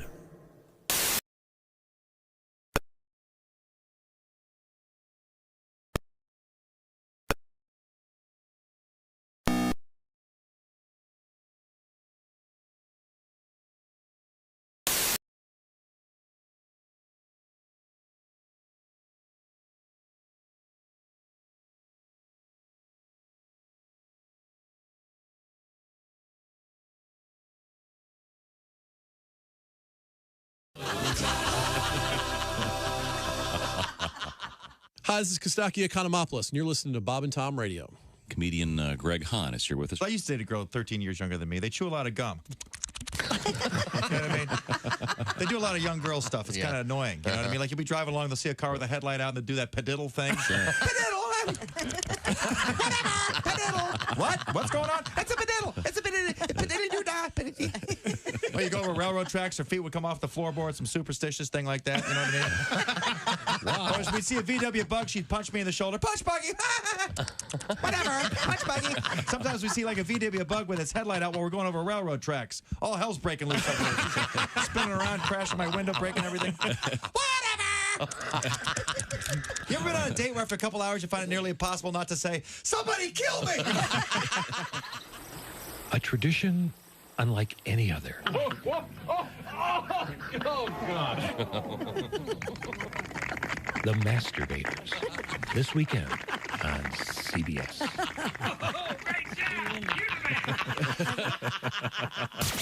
You're listening to Bob and Tom Radio 24/7. So if you get pickpocketed, write us. Hey, welcome back to the Bob and Tom Show. Josh Arnold at the I Hate Steven Singer sidekick chair. That's right, Chickster. The 24-karat gold dipped rose in red wine is now available. Steven Singer Jewelers 24-karat gold roses, the #1 gift for Mother's Day, exclusively and only available at IHateStevenSinger.com. Hey, give that mom a nice glass of red wine and a beautiful rose. Thank you, Steven Singer. Okay, Christy, I got to clarify this story you did. I found another version of the story that Which one? About the so-called slice of penis. Oh yeah. It's a doctor, a physician. In a video reposted by Dr. Karan Raj. Right. The original is from Dr. Adolfo Sanchez Blanco, and again, it shows a cross section, or it's referred to as a quote thin salami slice of a human penis under a microscope. Ouch. The video, as of last Thursday, had been viewed 331,000 times. And what's interesting to me is the doctor said, I'm going to quote here, "Let's look at the hardware. The meat stick is composed of 3 cylinders," and then he goes on. It was the use of the word meat stick that I found rather interesting, and someone has explained here later in the same article, calling it a meat stick is because TikTok tends to demonetize videos that include naughty words. So that may be why he used the phrase meat stick. Okay. I'm not familiar with that term, but apparently it's common parlance. Is that correct, Josh? I mean, he could. No, I don't. I wasn't familiar with meat stick. Oh. I don't know why they can't just say penis. That's so stupid. I know. It's anatomical. It's very stupid. I agree. But doesn't meat stick sound a little bigger? Yeah. Not necessarily, because I picture one of those thin, Slim Jim meat sticks. Yeah, me too. That's a meat no stick. girth there. So, I mean, long but thin, like Iggy Pop apparently was. What? They say Iggy Pop's wiener was like a chopstick? Was very long and pencil thin. Yeah. Wow, there's a Jimmy Buffett parody. I wish I had a pencil thin penis. Okay, thank you very much.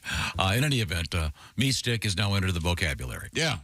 Good to know. You know, today, obviously, Eclipse Day. We're talking about a lot of things, and we're learning different things about it. Well, Jordan has written in, and we've been wondering how pets react and how they will react, so keep an eye on those. Well, he says, Josh, be sure to put your cat, Gravy, outside during the eclipse. Cats are known to sometimes explode during solar eclipses. No kidding. Who knew? Yeah. Wow. Getting more great email.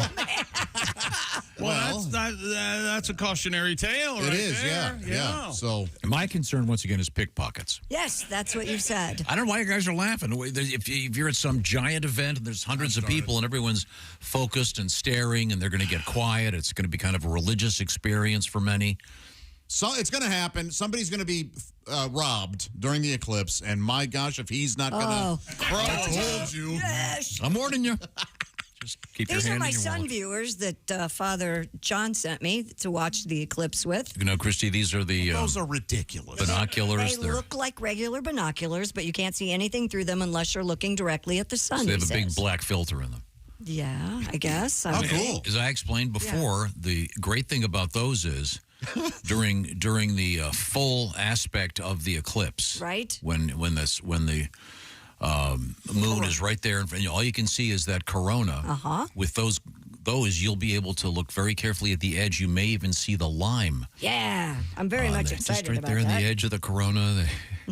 It's a contemporary beer joke, Jim. Nope. Thank you. Nope. Lime. Nope. Put the lime in the coconut. Nope. Okay, sorry. I'm excited. I can't wait to use them. What a great gift. That'll be very cool. Well, I have to return them. I'm not keeping them. And again, that has to be something that the average person can use once in a lifetime. Well, he says he uses them because he looks for sunspots occasionally. So I don't.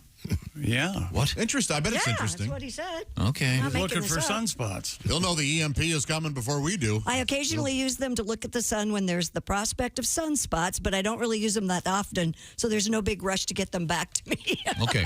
All right. All right. Thank you, Father. Well, there's a reason he didn't send them to me, because he'd play hell getting them back. Yeah, they're nice. They're really nice. God. Yeah, that reminds me. Did you see the story about the library book? This is kind of interesting. We keep getting I these. have that where she went to jail or something. Oh no! Crazy fine. Hold on. Yeah, this is in Texas. Yeah. A Texas mom says she was issued an arrest warrant for her child's overdue library books. Kaylee Morgan told NBC News she took 5 or 6 books out from the Navasota Public Library last March for her homeschooled children. At the time, the mother of 5 was pregnant and experiencing complications, so the books were returned a few weeks late. Ms. Morgan said she did not receive the late notices as they had been sent to an old address and only learned that there was a warrant for a nearly $570 ticket after she tried to renew her driver's license. Wow. She said her family simply cannot afford to pay the ticket. Yeah, what the hell? That's ridiculous. What if they bring in their book-sniffing dogs? That's crazy. Boy, $570 is pretty expensive for the very hungry caterpillar. Yeah, exactly. Man. Wow, well, at least the books weren't banned yet. Got that going for them. True. Enough of that fear-mongering you're doing over there. Good old book banning. Do I hear the organ over there? There are some books that should be banned, right? Oh, sure. What? Yeah, absolutely. Yeah, the Twilight series doesn't really need to be read. Come on. Yeah, I was talking about a quality standpoint. Yeah, absolutely. exactly. So this lady goes to jail. What are you in for? Murder. What are you in for? Cat in the Hat.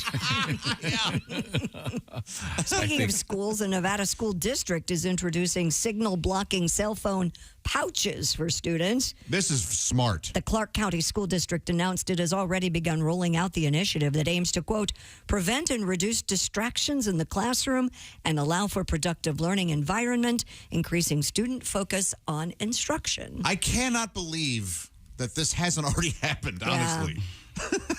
Is it going to work? Yeah, boy, there's going to be backlash. But, man, I mean, flip phones are one thing. If you need a phone at school because let's say... An emergency. Yeah, exactly. Yeah. That's one thing. But these smartphones, These smartphones. I've been on another thing. Don't you feel for the teachers? Yes. I mean, it's got to be Where was this? impossible. These Clark County, automobiles Nevada. got to go, too. Nevada, Clark Nevada? County. Of course, where prostitution and gambling are. Don't do cell phones for those punks. Well, they have cell phones, Yeah, but I when agree. I was a kid, I used to have to keister my phone into class. Use your phone on your break or at lunch, but then during They have done class- this at some schools. Yeah. And the kids claim that what they're saying is that the kids have actually learned to love it because between classes in the hallways, they're talking to one another. Yeah, see? And they're actually really liking it. So these pouches block the Cell phone reception. Okay. Mhm. Now, when you were in high school, Josh, didn't you need a pair of pants that blocked something else? Yes, yeah. I needed anti-boner pants. Because you had ABB. Yeah, I don't know why those never took off because they worked.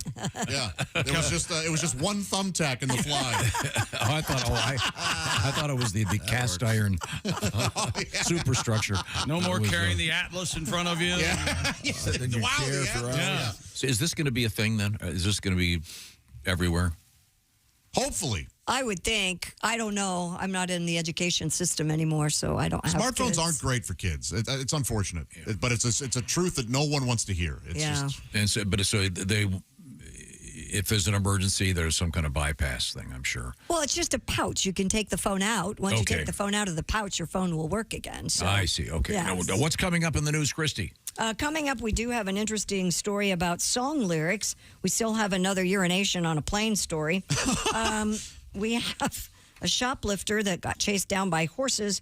And then, have you ever been on one of those big boats in the Everglades looking for alligators? No, but I want to so much. I have been on one. They're very fun, but boy, do we have a mishap. Oh, no. Uh-oh. Yeah. Oh, the screen fall off. Boy, when they say keep your hands and legs inside you do, don't you? Yes. Yes. Okay, that's all coming up. This is the Bob and Tom Show. Thanks for listening.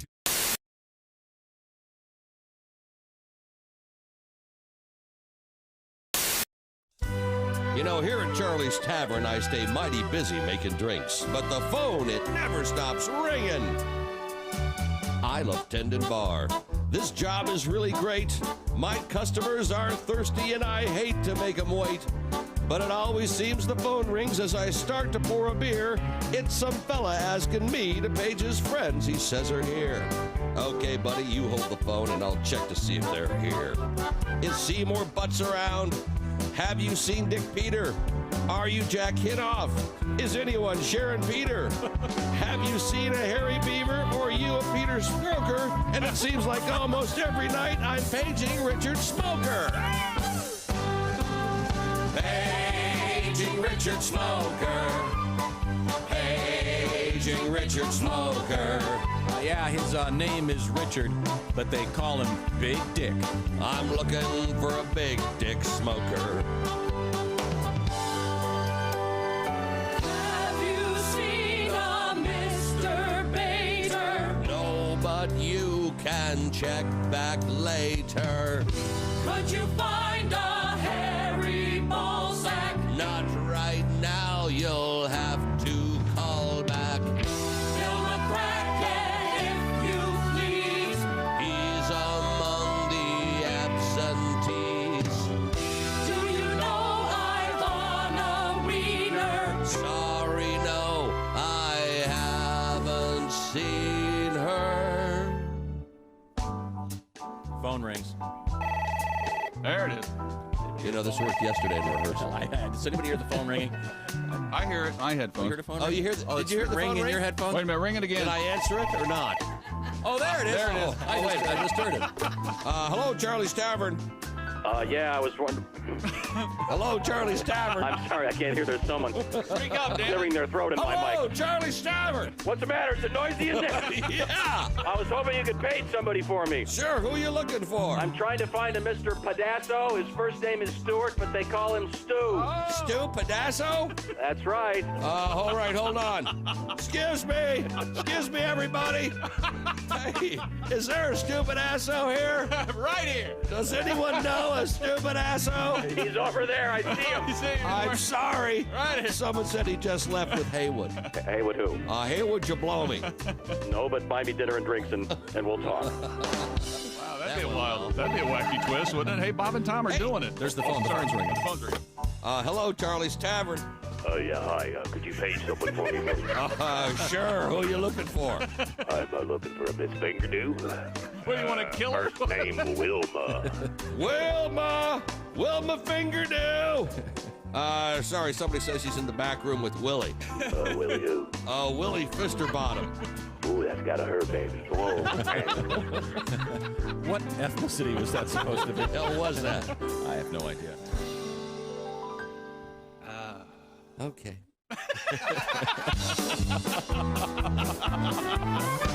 They call here several times a night, and it's always the same. He asks me if I'll page his friend, and then he says their name. Hey, is BJ Hunter there? Can you find a Peter Wanker? I'm looking for Amanda Kiss. Have you seen Woody Spanker? Paging Richard Smoker. Paging Richard Smoker. Yeah, his name is Richard, but we call him Big Dick. I'm looking for a big dick smoker. Really? My song is nearly over now, so I'll cut to the quick. Who knew there were so many guys named Peter, Rod, and Dick? And if you see somebody, or if you need somebody, Paige, let me be quite blunt. Uh-oh. I'll try my best to find him, or my name's not Michael Hunt. Paging Richard Smoker. Paging Richard Smoker. Yeah, his name is Richard, but they call him Big Dick. I'm looking for a big dick smoker. Paging Richard Smoker. Is Mike Hunt here?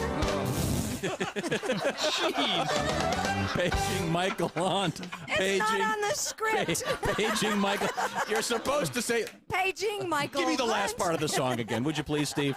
You're supposed to say Paging Michael Hunt, then say Paging Richard Smoker. Paging Richard Smoker. Oh, yeah, his name is Richard. They call him Big Dick. I'm looking for a big dick smoker. Paging Richard Smoker. Paging Michael There Hunt. we go. Paging Michael Hunt. Is Mike Hunt here? That went well. See, that really makes a difference when you set it up. that stuff, Yeah. right? Yeah. Yeah.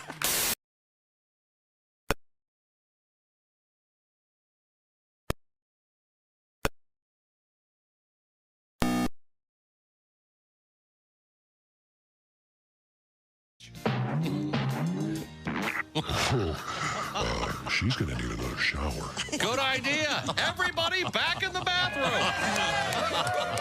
Set those puppies up and roll film. Hey, this is Larry the Cable Guy, and you're listening to Bob and Tom Radio. If you're not, you're a communist. And the announcer for the Super Friends, dead on, too, by the way. I don't know who that guy was. Yeah, he was the guy who was after Ted Knight. Ted Knight did the original ones. Right. He'd be, meanwhile, back at the Hall of Justice, Jackie and Sarah and Monroe, get ready. Aquaman, I want you on the golf course in 5 minutes. Chop, chop. Hey, Superman, you going to free bowl of soup with that hat or what? Talk to the judge. Are the stars out tonight? I don't care if it's cloudy or bright, 'cause I'm blind. Jeez. You're listening to Bob and Tom Radio. You're so weird. You have no idea. Essential Morning Radio. This is Bob and Tom Radio. Lanter. Hey, welcome back to the Bob and Tom Show at the news desk. It's Christy Lee. Hello. There's Pat Godwin in the performance room. Hey there, chick. Hey, there's Josh Arnold. Hi. At the I Hate Steven Singer sidekick chair. There's Ace Cosby. Hey. I'm Chick McGee, and here's Tom Griswold, who's who's very, very busy right now. He's on the air. I've got something going on over here. A little heads up, if you listen to the show on our podcast, Google's killing off Google Podcasts. So you can listen on a variety of other apps, or you can always go to YouTube Music, Amazon Podcasts, Audible, et cetera, et cetera. Podcast Addict is a popular app for Android users. Oh. So just so you know, we certainly appreciate your listening. And tell us where you're listening. Email us, bobandtom@bobandtom.com. We have listeners from all over the place. Right now, Christy Lee's kind of beaming because her daughter was just featured on Good Morning America. Yeah, she's there right now, live. She is at the Indianapolis Motor Speedway, where they're going to be doing a special event because of the Eclipse. Yeah, she's holding the A on the GMA logo. Yeah. Oh, there she is. Yeah. Okay. That is cool. Isn't that cool? Yeah, but tell about the guy holding the M. Told her to stay away from that guy. I know him. Yeah. I know him. Oh, Derek, he's a good guy. Can't even see his left hand. You know. Although Sophie's taller than him, you know. Who is it? Well, most people are. That's the thing. He's a good guy. Just kidding. Yeah. Now, coming up, of course, the Ace Cosby joke of the day. Why the hell is Good Morning America at the Speedway? The race isn't until like another month. Yeah, they're having a big Eclipse event there with Purdue University. And, I see. Yeah. And Purdue University, of course, they're in the news. Yes, they're a big game tonight. Might have heard about that, too. Yeah. Should be fascinating. What else have you got over there, Christy? Well, speaking of study, we didn't speak of this. A new study out there finds pop music lyrics are becoming simpler and more repetitive. Pop music. That's pretty simple. Yeah. I don't agree with this. You don't? No. After compiling lyrics from over 350,000 well-known songs released between 1970 and 2020. First of all, there aren't 350,000 well-known songs. Researchers used identified linguistic features such as ratio of repeated words, emotional cues, and the richness of vocabulary. They found that the ratio of repeated to non-repeated lines has nearly doubled for pop songs. They also found that not only have songs become less complex, but contemporary music conveys more negative emotions than in the past. You know what? That last one, I bet, is true. But yeah, I mean, lyrics are more what more so than "Hey Mickey, you're so fine, you're so fine, you blow my mind." Hey Mickey. Well, my gosh, I mean, What a great it goes back even further. I mean, to Little Richard. Oh, yeah. Beep, bop, loop, bop, lop, bam, boom. Sure. What about I mean, those are yummy, yummy, yummy. I got love in my tummy. Right. Very What silly. about Papa Ooh Mau Mau? One of your personal favorites. It's always been wacky. P.U. Or sugar, come on. Yeah, I mean, it's all very... But sometimes... Isn't that what you want from pop music? Yes. That's exactly what I'm saying. I mean, sometimes it's like they say, it's fun to stay at the YMCA. Okay, it's not T.S. Eliot, but... It shouldn't be. Oh, yeah. Boy. You and your love of the village people. It says a lot, doesn't it, Chick? They've got a great band. They did. I saw them live. Yeah. They were fantastic. And you just stumbled across. You didn't actually go there purposely to see them, correct? No, I did not. Yeah. It was a disco night at Disney World. Sure. I didn't know that when I went there, but they had Oogie Boogie. Who was that? Oogie? A Taste of Honey. A Taste, yes. You saw them too? Yeah. Oogie, it was just disco night. I was at Disney World, and all of a sudden they were all these parks had a different disco band. Up, down, boogie, oogie. Oh, yeah. The woman was playing excellent bass player. It was a fun time. Well, she was acting like she was playing the bass anyway. That was Carol Kay, actually, yeah. Was it really? So my Sitting contention, with her glasses. my contention, Josh, is that sometimes nonsense lyrics are the best. I agree. For example, What's the name of the band? No, I don't remember the name of this band. Really? Yeah. Is that Purple And I People bet Eaters or something? 98% of humans don't remember the name. I don't know. 99%. Hence, I am in the 1%. Yes. Who is it? The Rivingtons. Oh, that's right. Okay. Great. I only know that from you This is saying. the first record I ever bought as a kid. Yeah, that's fun. That's a good memory I for bought you. it at Woolworths. It was a 45. What was it? Now, once again, Very good memory for The you. B-side. not an hour ago, he was losing his mind because we were too far in the past. You remember this. Yes, and it wasn't. I'm going to kill And him. it wasn't as far, yeah. Yes. I'm going to kill him. The flip side, I remember it was called Deep River.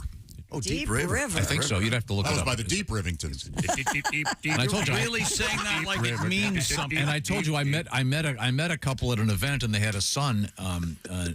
They'd named him Rivington. I said, "Oh, I assume you after the of course after the great band that did Papa Oom Mau Mau." They looked at me like I'd said, "Your child is the son of the devil." I don't know what.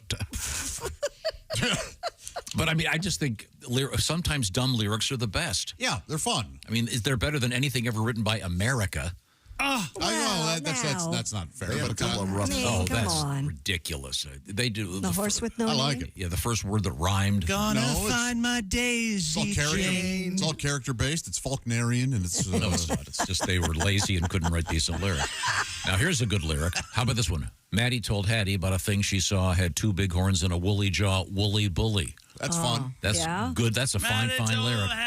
But I think that the study showed that lyrics are more negative these days. Yes. I think that's absolutely true. I totally agree with that. Negativity is very contagious. It's rampant. Yeah, and so well, I have little girls, so I have to listen to a lot of contemporary music, and a lot of it's really good, but there's a little bit too much of "she left me" and "I'm going to die without you." Yeah. Whereas back in the 50s and 60s, it was a lot of "I love you," "hold my hand." Yeah. Can't wait to marry. Papa Oom Mau Mau. Going to the chapel, gonna get married. Knuckle deep in the back of a caddy. Sure. Is it in yet? Yeah. Great balls. Finger of shuffle. fire. You'll be fine. You just have to go live with your aunt for 9 months. Shake up a Pepsi. You'll be fine, baby. I'll see you when you get back. Soda douche. Soda douche. Soda douche. Soda douche. I remember learning that. Are you serious? In sex class, they went, by the way, this is not, it was what's good contraception and what isn't good. Okay, And when I it was said gonna douching say. with soda, I laughed out loud. My teacher was like, that was a thing. And I was like, oh my gosh. Douching with soda. All right. Will not help you. But if you get pulled over and you've been drinking too much, you put a penny in your mouth. You can't cheat the breath away. That's absolutely the truth. In order to get out of that ticket, I think you have to put more than a penny in your mouth. Back to the song lyrics. I think, Pat, maybe you are very familiar with song lyrics. I think. Oh, George Gershwin, the finest. But if you think about it, aren't most religious songs, if you go way back, it's chants. Oh, yeah. Chanting, repeating the same thing over and over again. Right. So there's nothing necessarily wrong with it. No, there isn't. And hasn't the science of pop music really, like, in the last 10 years, they can figure things out? Yeah, they know exactly how many and what's choruses pleasing to the have. brain. If you, the beat on about 5 of the current songs are exactly the same. Yeah, it's like they all sound like Dua Lipa, but I love Dua Lipa. Dua Lipa, she started it all. She's levitating, you know. What's another one of her songs? I'm levitating. No, another one. The only one. No, there's the one Houdini. Oh, is that one pretty good? That's her? Yeah, that's her. Oh, I didn't know. Houdini. Oh, yeah, it's a great song. You know who Houdini was, man? I do indeed, yeah. Know where he died? There was He another died song in Wisconsin, I called think. Houdini, wasn't there? I want to say like the Gap Band or something had Houdini? Or was that Hoochie Coo? Maybe Hoochie Coo. That's right. Oh, Rock and Roll Hoochie Coo, of course, No, is the that's great Rick Derringer. This is Hood. Bloody Mama. WHO''D, she, SHE, Coo, COO, Hoochie Coo. Hoochie Coo? Mm-hmm. Wow. I think it's the Ohio Players, I think. I bet it's good. Is Hoochie like Coochie? I just spelled it for you. It's like, Okay. I mean, meaning-wise. I probably, I would think. Yeah, what else would it be? Yeah. Well, hooch was a slang term my mother used for alcohol. Yeah. sounds like a lovely He woman. was driving while drinking too much hooch. Okay. Now he's in the big house. She used hooch and hooskow. And she was a phys ed teacher. And Tom doesn't like to talk about it, but she was common street trash. There's no question. A graduate of the University of Michigan in kinesiology, I'll have you know. I could buy questions Or to head board of a or bank. answers to tests. Now back to this lyrics thing. Dua Lipa. Oh, excellent stuff. Didn't Otis Redding whistle through dock of the bay. Yeah. Just the end of it, right? Yeah. Oh, that's only because he forgot the last. Sure. What are you going to do? That's the rumor, yeah. That really is the rumor? You try to remember him on heroin. Go ahead. Isn't that the story on Simon and Garfunkel, Mrs. Robinson? That is the song wasn't done yet. Yeah, that's the demo. Absolutely. It Wow. wasn't done yet. It turned out to be great. So that's sometimes just the simplest lyrics. The master that I know in this is Josh Arnold. Have you ever heard this man scat? Oh, I yes. have. Oh, he did it on Friday. I haven't. Did he really? Oh, it was just excellent. Wow. No one scats like Just because of the nature of the syllables he chooses sonically. It's brilliant. A lot of blurts, a lot of flitsies, a lot of hard. It sounds like you're casting spells to me. Well, I sort of am, aren't Very I? wizardly. Did you teach us how to do it? No, unfortunately, it's not something that can be learned. Something they call him the panty dropper, Joshy. Of course, Josh and his band, the Consensuals, well, my favorite band of the 50s.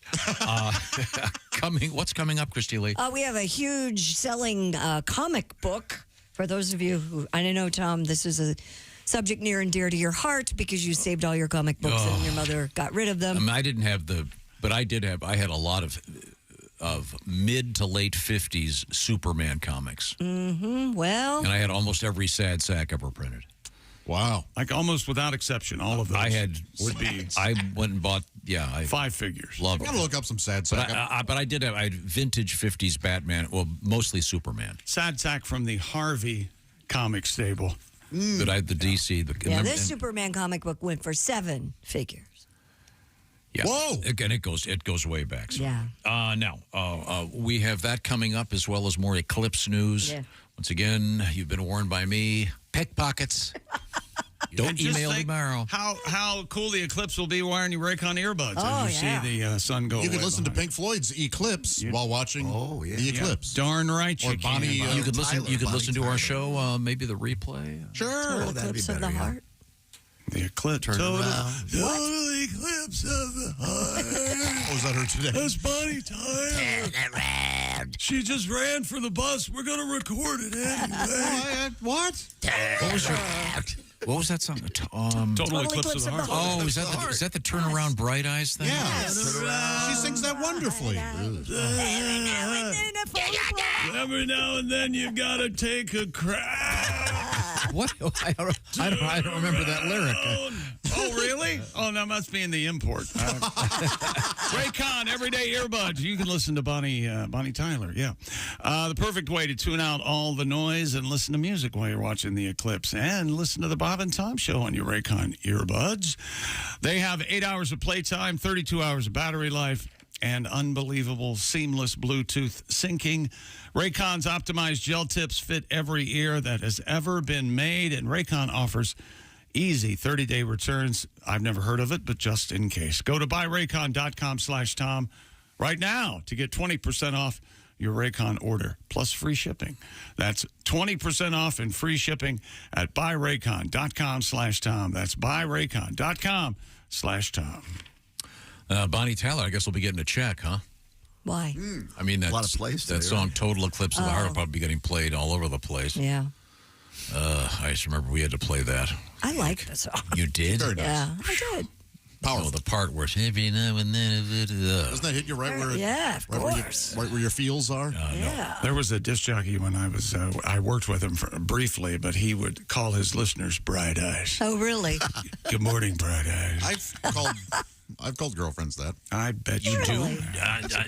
do. In today's contemporary society and culture, you do? It goes over well. What a load of trash.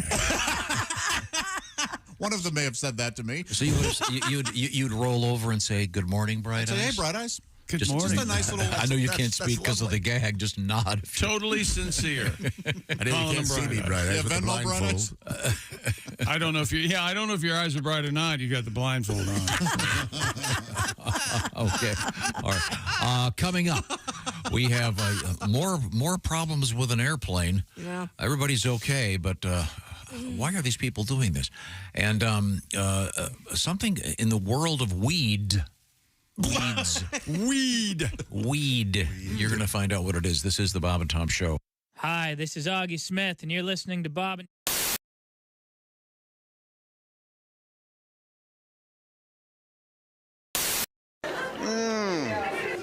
It's literally just water.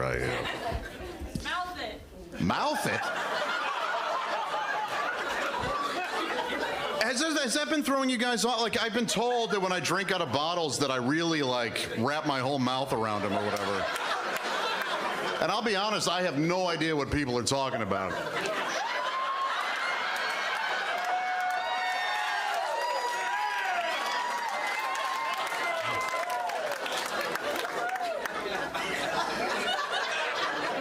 How we doing, fellas?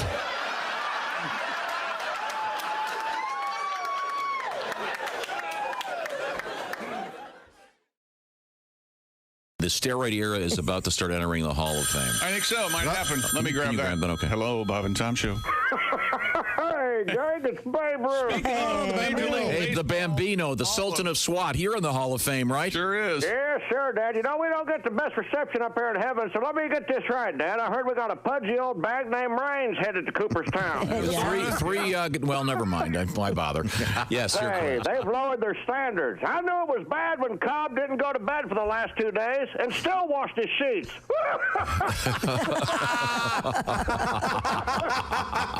Hi-oh. Dad, back in my day, if you didn't hit at least 600 home runs and bang twice as many dames, you didn't stand a chance.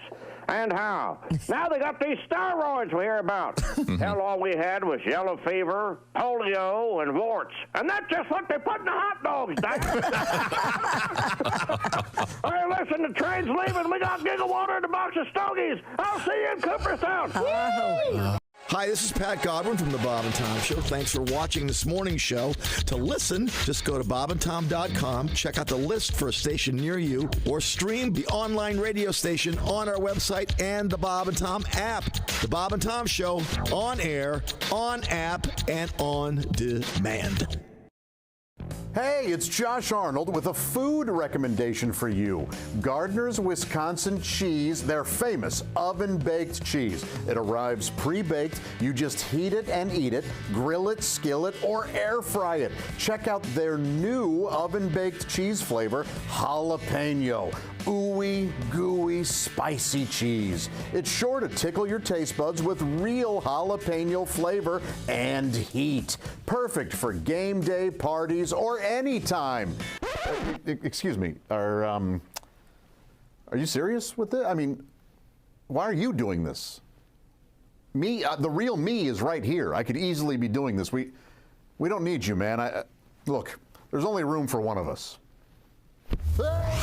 That's Gardner's Wisconsin cheese, jalapeno flavored oven baked cheese. It's now available in Gardner's oven baked bundle package, so try all the great flavors. Receive free cold pack shipping and free cheese curds when you spend $59 or more at Gardner'sWisconsinCheese.com. Click the link below and tell them your pal Josh, me, the real Josh, from the Bob and Tom Show sent you.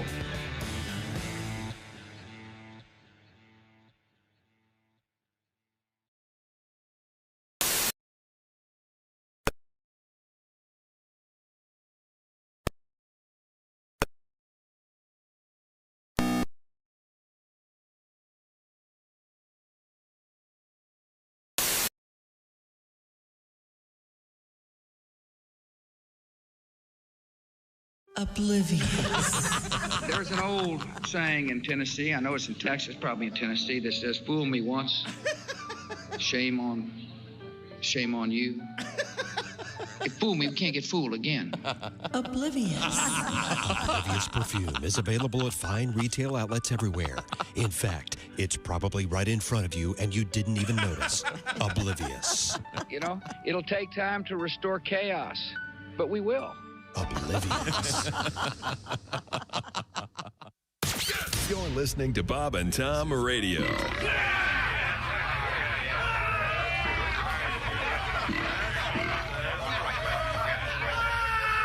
Essential Morning Radio. This is Bob and Tom Radio. 24/7. John Joseph is our guest. Try to figure out the words. Nobody. Dylan. Do you know the words to Dylan songs? Not one of them. Here's every song ever written by Bob Dylan. All right.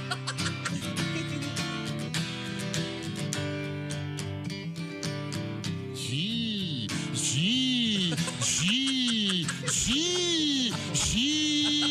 Did I get them all? Did I miss any? Hey, you got him. Holy mackerel, Andy.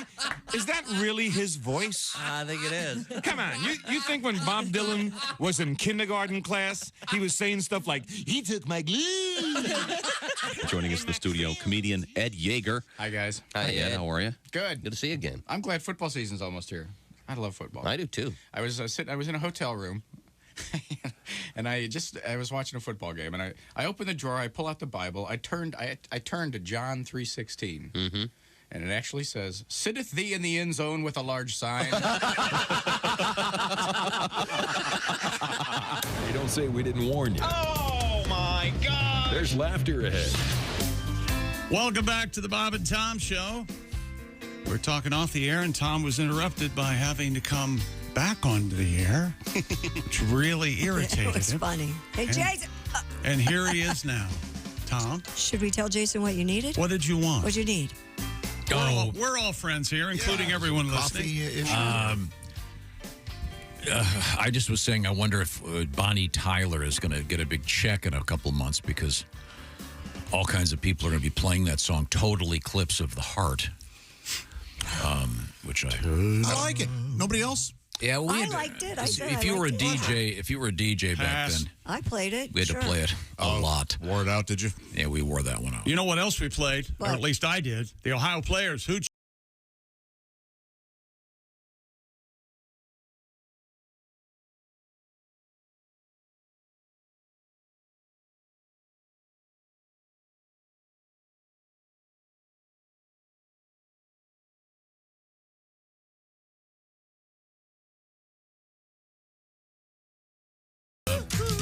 To be distinguished from Rock and Roll Hoochie Coo. Yeah. Sure. Rick Derringer, Edgar Winter White Trash has a nice version of that. Sort of distinguishes itself from those. Because we were talking about song lyrics and this study that says that, what is it, song lyrics are getting stupider? Pretty much. That is what it said. But Yeah. I like stupid song lyrics that are overtly stupid. Like Dua Lipa?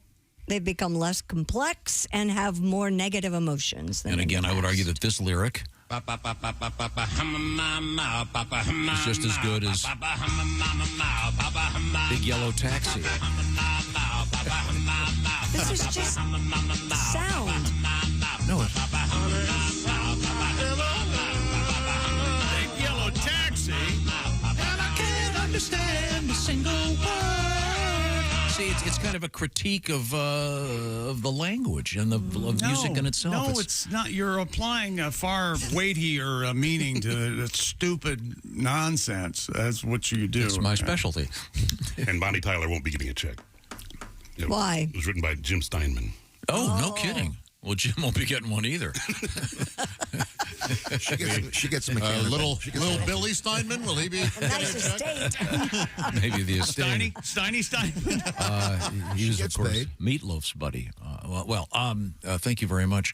Now, let's move on here. We have Christy Lee at the news desk. What else have you got over there? A copy of Action Comics #1 featuring the debut of Superman has sold for $6 million at auction. What nerd bought that? Heritage Auction said the comic book introduced the world to Superman and became the world's most expensive comic book following last week's sale.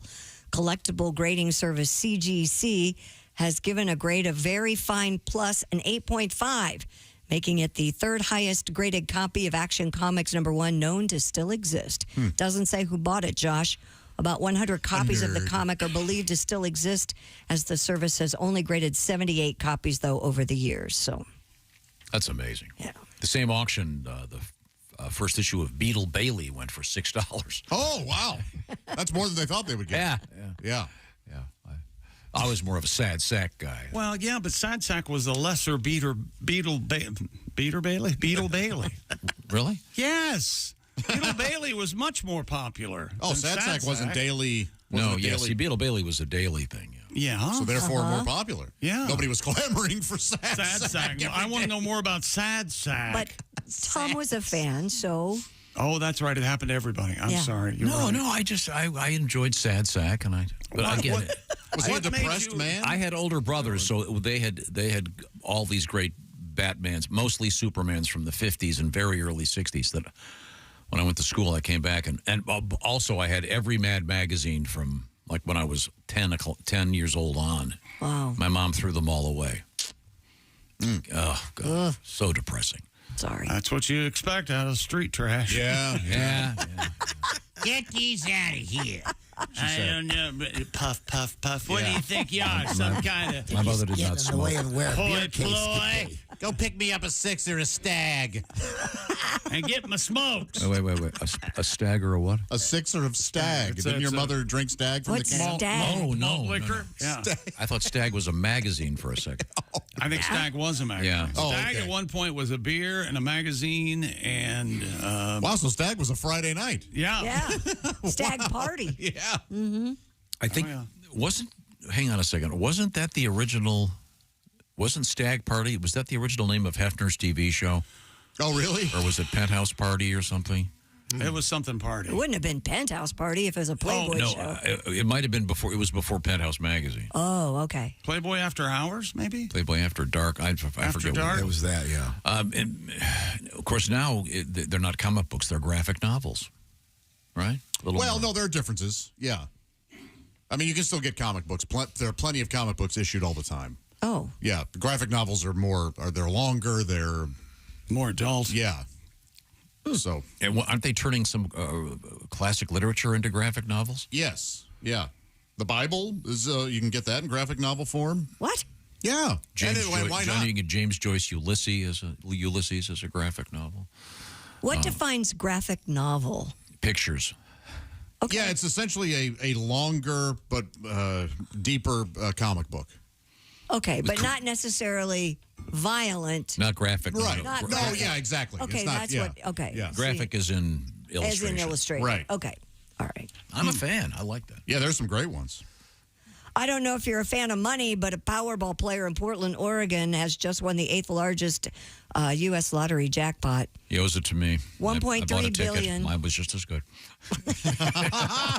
Numbers just didn't match. Alas, someone said it. Cash value $621 million if he takes the cash option. I heard it was a Sasquatch that won. Really? Yeah. Wouldn't that be? And he actually has to come out now to claim the. Yeah. My family and I would like to be left alone. In this time of, yes, please leave us alone. We're going to buy many berries. Berries? Large razors. A United Airlines flight from Germany to San Francisco was forced to turn around following a toilet backup. Turn around. Oh, the toilet's backed up. And According to crap on my shoe. Of the shark. Do you remember the parody in Henry Phillips' first movie? No. Totally ripped a big fart. Totally ripped a big fart. Not aware of that. According to the German media outlet known as Bild, one of the plane's lavatories overflowed into the main cabin around 2 hours into the 12-hour flight. United said the plane landed back in Frankfurt. Passengers were provided with overnight hotel accommodations and then flown to San Francisco the following day. Yes, you have to do something. What a pain, a hassle. Yeah. Was it just urine or? Probably not if the whole thing's backed up. Just answer the It question. doesn't specify, Tom. It was both poop and pee. Tommy. God. This is your captain speaking. Apparently, some of you have already digested the peanuts. Oh. They don't serve peanuts on the plane anymore. Not anymore. Oh, no. sorry. They offered us pistachios Friday. That's they did? Or does that count as a peanut?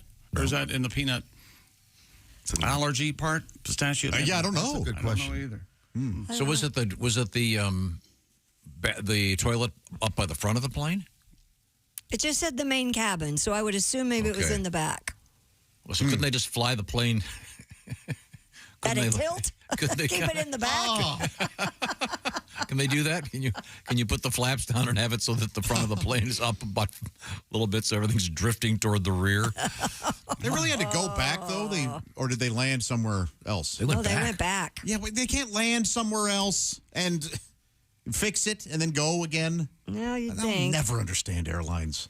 For those of you that are sitting in the all new splash zone seats, we'd like to offer you. For those of you in the last 4 rows, we recommend you lift your feet.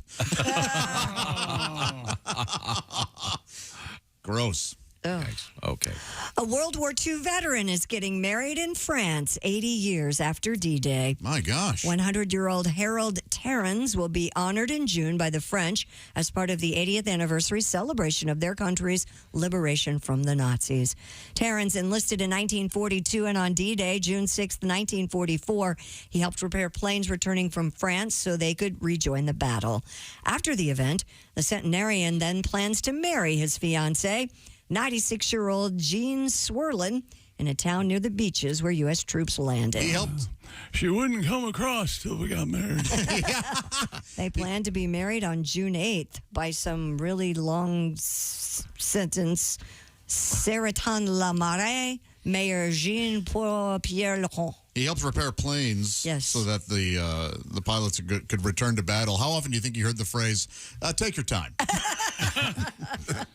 Hey, look, man, if you got to take the whole thing apart. I'm not taking this one again. The urinal's broken in the back. Well, she's about to get... how old is this young lady? 96. Oh, well, she's going to get her bloomers invaded. Talk about D-Day. She's about to find out what the D in D-Day really stands for. Yeah, that's right. Got the old D pick for you. It's a Take a look at it. It's a daguerreotype, you see, of my penis. You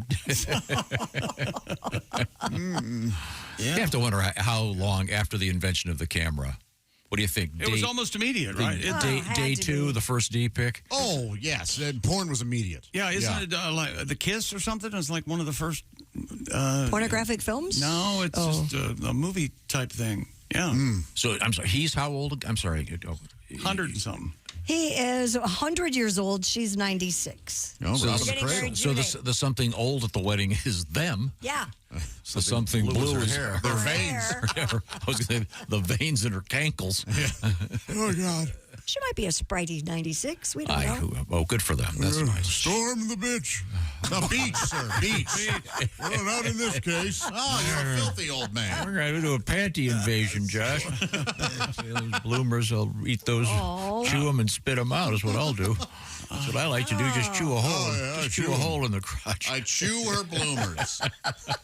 Why don't you chew on my bloomers? If my kids were alive, they'd attend the wedding, but... In the gift registry, we have matching diapers and a special glass to soak our dentures. I think it's very sweet. I know it's sweet. Of course it is, yeah. Good for this guy. The British Museum is suing a former curator over the alleged theft of almost 2,000 items. The lawsuit was filed against Peter Higgs, who was fired in July of 2023 after more than 1,800 items were discovered missing. You know, sir, it's one thing to steal from the gift shop, but you're taking the Rosetta Stone? Yeah. I would argue, didn't they steal it first? I mean, who's stealing what from who here? He is accused of stealing ancient gems, gold jewelry, and other pieces from storerooms over the course of a decade and then selling them online. Wow. High Court Judge Heather Williams ordered Higgs to list or return any items in his possession. She also ordered the disclosure of his eBay and PayPal records. How did he think he'd get away with this? I have no idea. A separate police investigation into the case is ongoing. Higgs has yet to be charged with the crime, though. Huh. Yeah. But again, a lot of the stuff he's selling was looted by the British, wouldn't you say? Borrowed. You know the old joke? Liberated. Yeah, yes. You know the old joke, why are the pyramids in Egypt? Why are the pyramids in Egypt? Because they wouldn't fit in the British Museum. I had not heard that. Oh, it's a classic. So the British are known for stealing their stuff that's in the museums? This is a problem across the world. Imperialism right is a lot of things you see in museums were looted, often stolen from... it's very serious with contemporary art from what would have been contemporary art from the 20s and 30s. But in the name of good. Yes, of course. Not always. Yeah, well, maybe not always, but... I mean, Nazis come in and go, hey, that's a nice collection of paintings. We're taking it. No, and that, of course... Now they're worth $100 million a piece. Well, yeah, but that stuff belongs in a museum, wouldn't you say? If it's taken from the Nazis... Yeah, but, I mean, this guy's... admittedly, what this guy's doing is incredibly immoral, but I mean, how would they not miss that many objects? 1,800. Because they're just in storerooms. Aren't museums are like when you go into a museum? Isn't that really the tip of the iceberg? Yeah, Giant warehouse. Yeah. So a lot of wasted stuff there. Yeah. Now, coming up, we have the Ace Cosby joke of the day. In fact, it'll be in just a few minutes. I'm very excited about this. Boy, speaking of old and dusty things. but stolen. I'm not telling you jokes. I was just going to say, but not stolen. Also, we have cops on horseback in a cool situation that you can watch on a video. We got space news and perhaps yet another update on the big eclipse coming up right now. I'll remind you that Mother's Day is just around the corner. Here's May something 12th, by the way. you can get done right now. Yeah. Well, thank you, Christy. So it's a little more than a month away. You can take care of it right now. And this is kind of a double thing we got going here. What I'm talking about is Steven Singer Jewelers, of course. Steven has another new 24-karat gold-dipped rose in mind for your mom. This time, its color can be defined as red wine, deep, rich, burgundy-colored. This is a real rose dipped in 24-karat gold. And then, as you know, they are painted with a very special paint to be a beautiful color, and he keeps coming up with new ones. A lot of people collect them, and if you've gotten one for your mom before, it's time to add to the collection.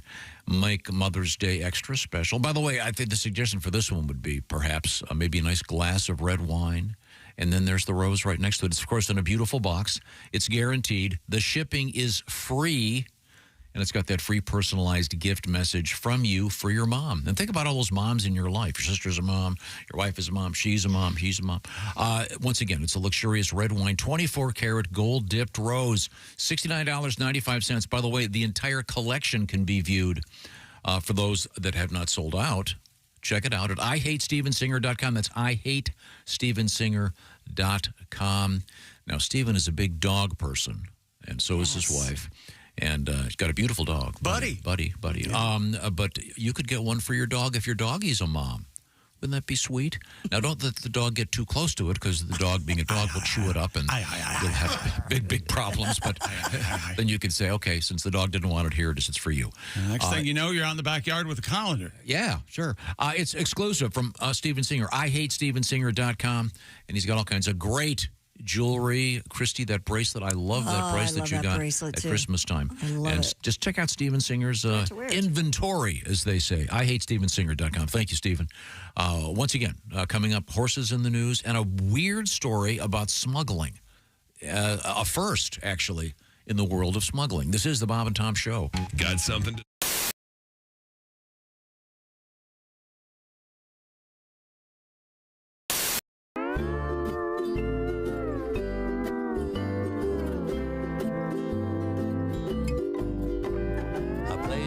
ukulele like I'm playing with my baby. I finger and I pluck her. I love to play an island song. So won't you play along? My Honolulu baby likes to play my ukulele. She strums it and she hums it. She loves to sing an island song. So won't you sing along? Ukulele baby, you can play me, you can lay me, satisfy me in Hawaii. Ukulele lady, you can lay me, my ukulele baby. Ukulele baby, licky licky on my wiki, wanna lay you in Waimea. Ukulele lady, you can lay me, my ukulele baby.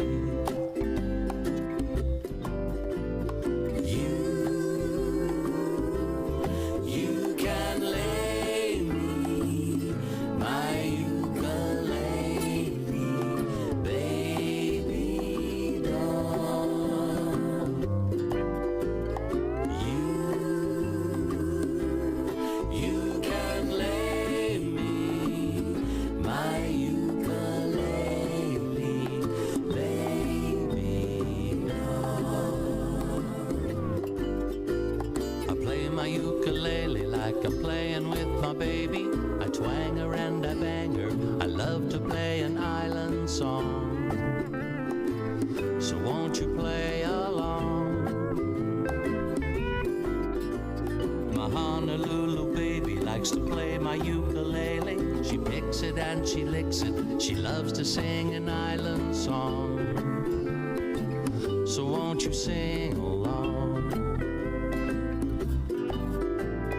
Ukulele baby, like a cheeky on my tiki, satisfy me in Hawaii. Ukulele lady, you can lay me. My ukulele baby. Ukulele baby, rub your knocker with sunblock. I wanna lay you in Waimea. Ukulele lady, you can lay me. My ukulele baby.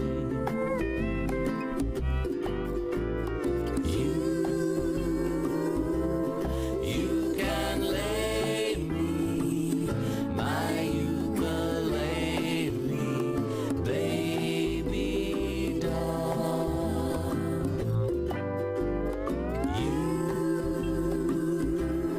You can lay me, my ukulele baby doll.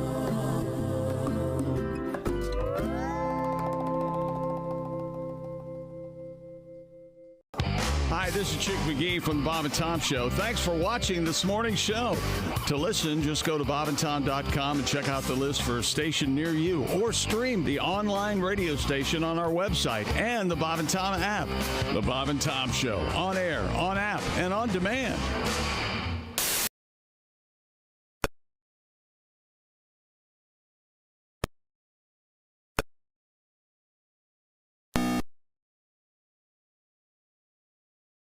And Nashville and St. Louis win in shootouts. In Major League Baseball interleague action, Pittsburgh, Milwaukee, and Tampa Bay all win.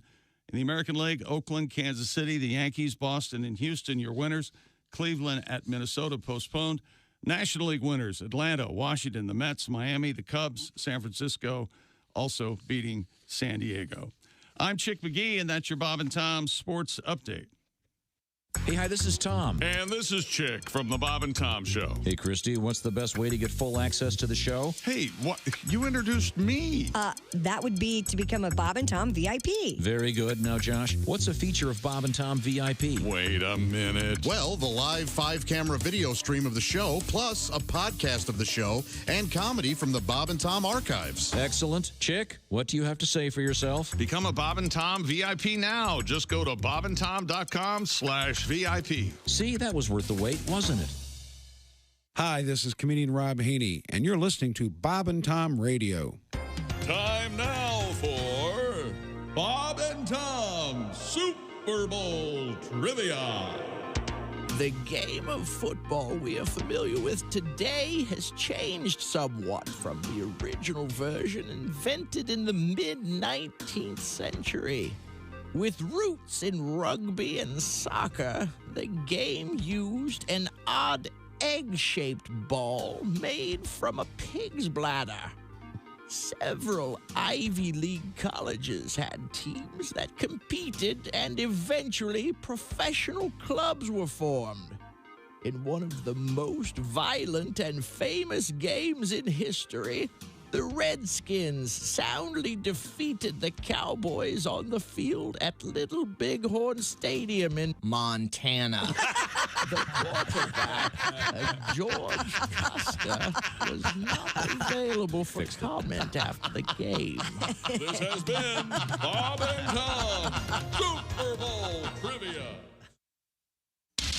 Bob and Tom, 24/7. Oh, yeah. Morning, Bob and Tom Show. Hey, boys, this is the Pope. Hey, your pontiffness, how are you? Can you guys hear me okay? Yeah. I'm on the Pope phone in the Pope mobile. We were talking about road rage. Well, you know, you just got to learn how to calm it down. Uh-huh. Take it easy. We all are brothers out here. Yeah, that's right. Hey, idiot, it's the one on the right. You step on it. Wow, even the Pope.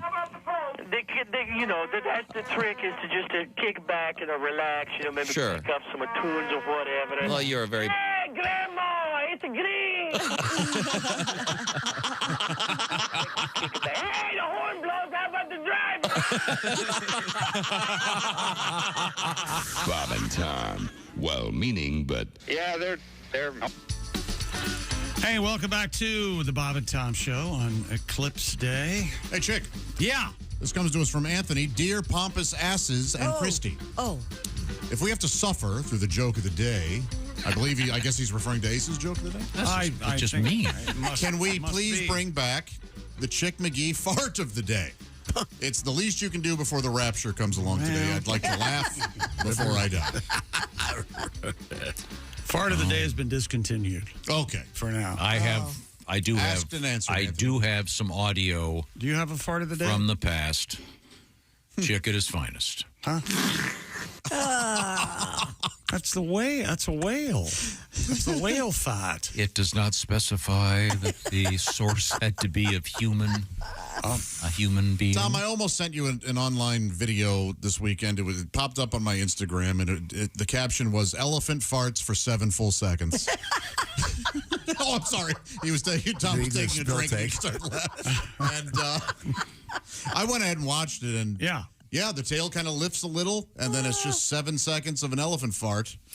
Hard. I mean, it would be such a bummer to be standing behind that elephant. Oh, you wouldn't stop laughing. Wow.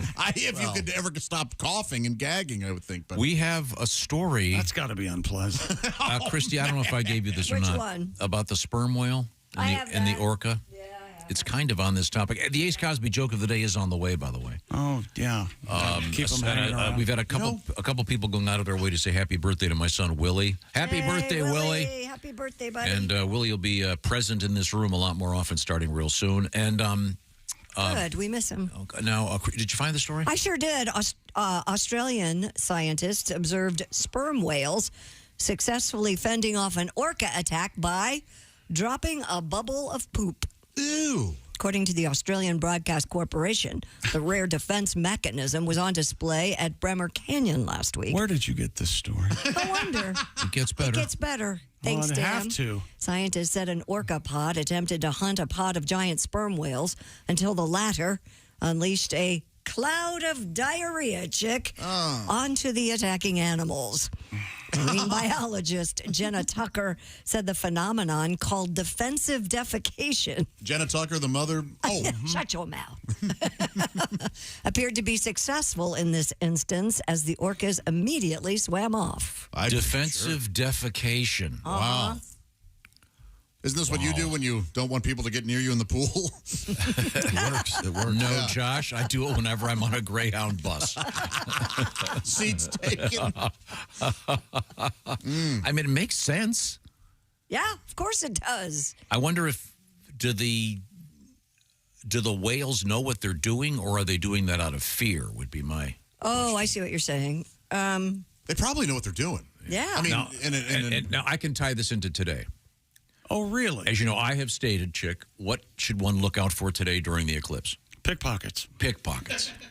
The greatest defense against pickpockets? Defecation? Defensive defecation. Okay. The pickpocket goes, I'm moving on to the next guy because diarrhea pants over there.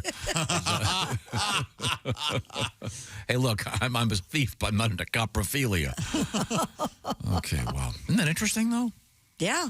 Sure. I've never heard of that Animals before. are pretty fascinating. Yeah. I have a question. So if that's...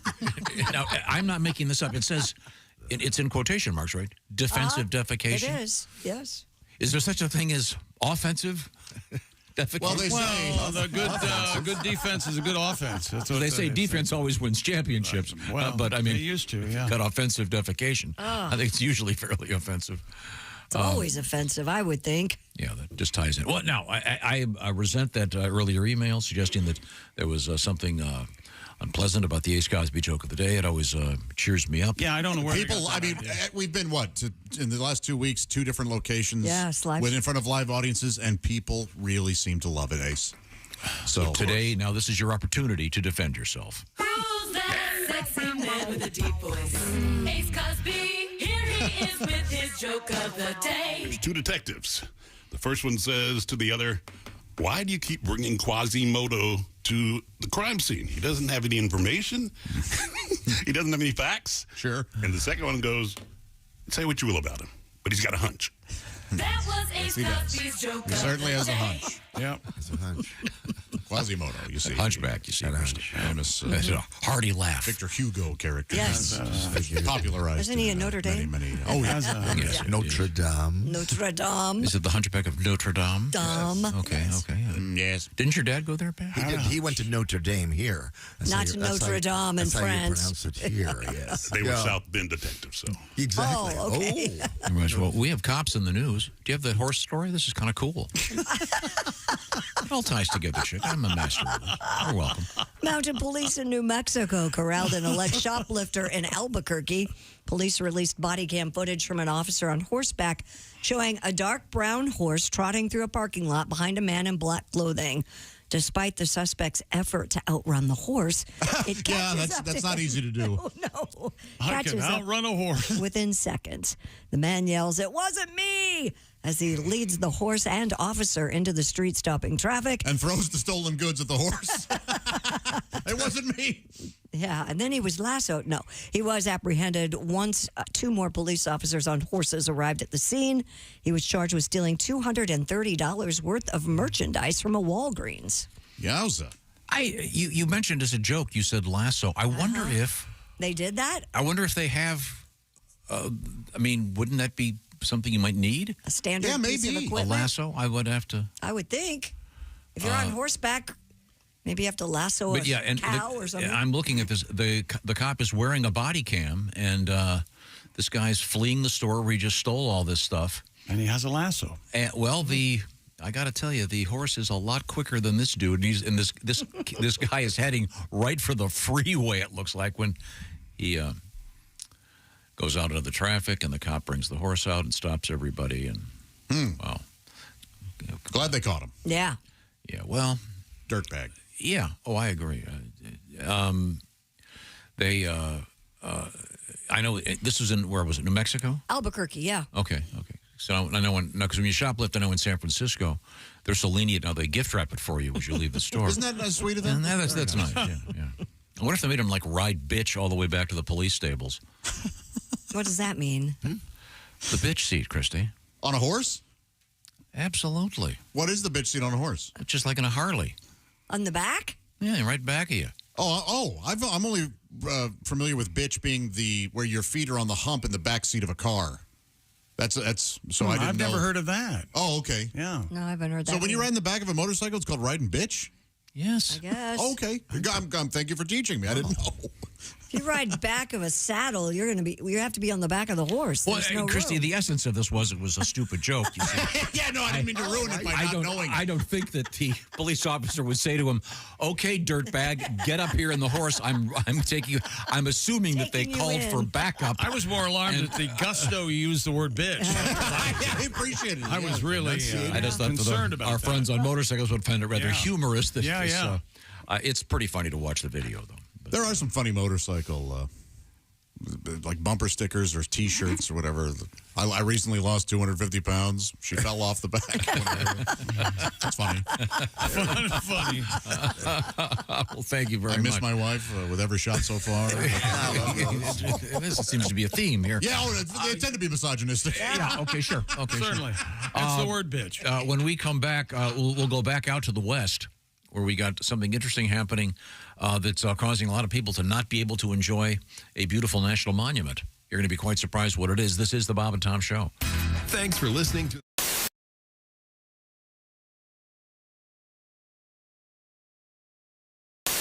You want to learn how to avoid a-holes in your life? Yeah, I do. Yes, I do. I do, Christy. I come in early. Apparently, there is a gentleman, Robert Sutton, a professor of organizational behavior and engineering at Stanford University, has written 2 books about a-holes and how people can survive them.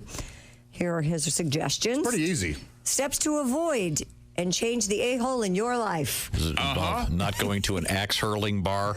Number 1, create physical distance. One of the most reliable ways to become an a-hole is to be around them. I've got to go. I am out of here. Yeah, it's Tom from the Bob and Tom Show. Thanks for watching this morning's show. To listen, just go to bobandtom.com. Check out the list for a station near you, or stream the online radio station on our website and the Bob and Tom app. The Bob and Tom Show, on air, on app, and on demand. 3rd and goal, hit Golden Showers. Tate on a slant that was initially ruled a touchdown with 8 seconds left. After review, the play was overturned. As you can see, he's short of the goal line. No, he's not. And yes, he is. He's way short of the goal line. He's like an entire ball short of the goal line. The football, Tom. So that's with 8 seconds left. They had to stop play, look at the review. But then, due to a rule that causes a 10-second runoff when a clock is stopped by officials and then restarted, the game ended. What?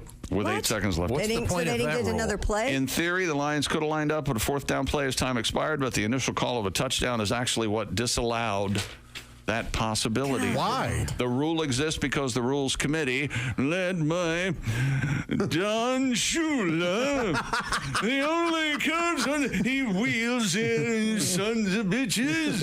I hate all you young mother. Tiki Barber here. Remember the days when I was a running back in the NFL? Well, if you're on your feet all day like I was, you get the struggle. The secret is orange insoles. Their insoles are like magic for your feet and body. They'll help you kick hip pain, sore feet, and lower back discomfort to the sidelines. Feel better, do more with orange insoles.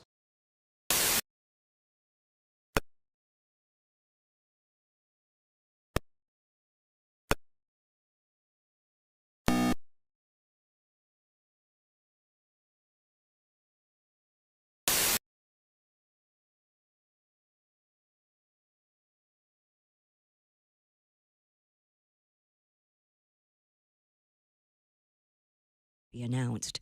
And Godzilla x Kong: The New Empire easily swatted away a pair of challengers to hold on to the top spot at the box office for the 2nd week in a row.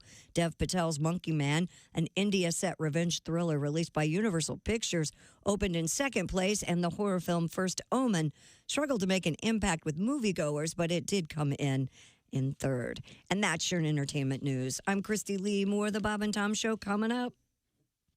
Ladies and gentlemen, Bob and Tom. Now, I famously was driving my old Pontiac Le Mans down the street, and there was this kind of harumph thing, and I looked in my rearview mirror, and that big spring in the back was rolling down. The frame of the car broke. I was taking the organ player to a church service over in Petoskey. After having just spent the night with you? servicing her? He's good on the piano. You lost me at famously. Anybody that says I famously, I stop listening. Unless you're George Clooney, you didn't do anything famously. Well, I think there were some awards to be given. Bob and Tom in the morning and highlights all day long. The Bob and Tom Show. This is Jimmy Pardo. You are listening to Bob and Tom Radio. Introducing Evasive, the cologne. Is it a cologne for men? Oh, yes, but not ordinary men. Evasive. Evasive. It's the cologne for congressmen. What's it smell like? It's a tantalizing aroma that tickles the senses. Evasive. Okay, but what's it smell like? It's a blend of scents that brings out the man. What's it smell like? Evasive. Evasive.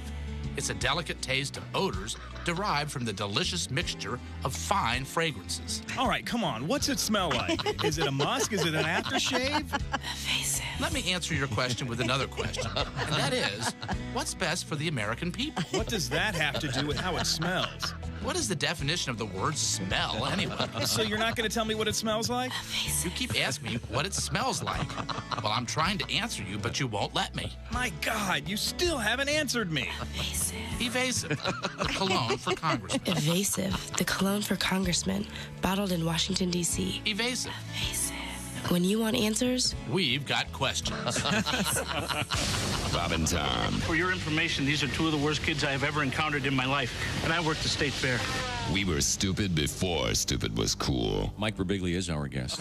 He took me to see a urologist. Now, I didn't know at the time. I was very naive. I didn't know what urologists do, you know, with the prostate exams and all that kind of... It's chick, you know that. Oh, prostate exams. They get right up in there and look around. How many you got scheduled for today? Before lunch? Just 2. So the doctor, and it's a friend of my dad's, which makes it even worse. Sure. I had golfed with this guy, and he says, put your hands on the table. And I was like, all right, I can put my hands on the table. And then he stuck his finger. And And I didn't know it was going to happen, and I shouted. I go, "Oh my God!" And he got mad at me. He was like, "Cut the theatrics." And I felt so bad. I was like, "Sorry about the theatrics." I don't know. As though I had intended it. This will be my big moment. When he sticks his finger up my ass, I'll prove I should be the star of our town. Well, you know how high school sports teams always end the season with a banquet? Yeah. I think they should have done that with World War II. So here it is, the World War II victory celebration. Okay. Thank you. I hope everyone enjoyed dinner. Sorry the sushi was accidentally cooked. It's from Nagasaki. Hilarious. Hey, we told the Japanese they didn't need to bring anything, but apparently they wanted to surprise us. Again. I don't get it, France. How could you be that unprepared for the Germans? I knew they were up to no good when even during World War I, they were calling it World War I. You don't say we didn't warn you. There's laughter ahead. This Lantern. Welcome back to the Bob and Tom Show. Pat Godwin in the performance room. Hey, Chick. There's Christy Lee at the news desk. I got it for you, Pat. There's Josh Arnold at the I Hate Steven Singer sidekick chair. Hi, Chick, sir. Have to shut up. There's Ace Cosby. I'm Chick McGee. Now here's Tom. What? What do you got there, Tom? It's a lint roller. Very good. Today. Pat is shedding. I'm going to an event today with your girlfriend's boss and employees. Wow. You don't even have an animal. Why would you need a lint roller? All right, is your beard done? She has a cat. Oh. I often stay the night. Really? Really? How about that? Do you go for the pussy night? Do you make her breakfast in the morning when you get up? No, we get coffee down the street. Is that right? How lovely. Yes. Now, Pat, so anyway, if you want the roller, it's right here. Okay. Would you like a scone, dear? No. Look at me, bright eyes. I don't know if it... Would you make up your mind? Oh. Did you write an Eclipse song? I don't want to throw you under the bus. I just didn't. Yeah, how about an Eclipse song, Pat? I can write one. I didn't think we were talking about that much. I didn't think it was. He's kind of right. Tom, you did seem to. There were like 2 days where you seemed annoyed by it. That's true, yeah. But you're annoyed by so much so often. It's really hard to distinguish. I'm psyched about the Eclipse. And by the way, I know psyched, pissed, same emotion. I know you were looking for your Eclipse glasses all morning. I found them. They were right there in front of you in your pen jar. Yeah. Oh, there they are. Yeah. Okay. Yes, Ace. According to this article, Bonnie Tyler will make a record $1.47 from all the Spotify plays she's getting. That's about right. She's celebrating by getting extra guacamole on her burrito bowl. That's what it says? Okay. So the point being that the Spotify... Wait a minute. Did you just point out to me that there was something in plain sight in front of me? Yes. You just pointed that out to me. Right. That I was looking for something and it was right here. Yes. Is that what you're doing? Except you see the irony there. Yeah, of course. Okay. And I would be doing exactly the same thing.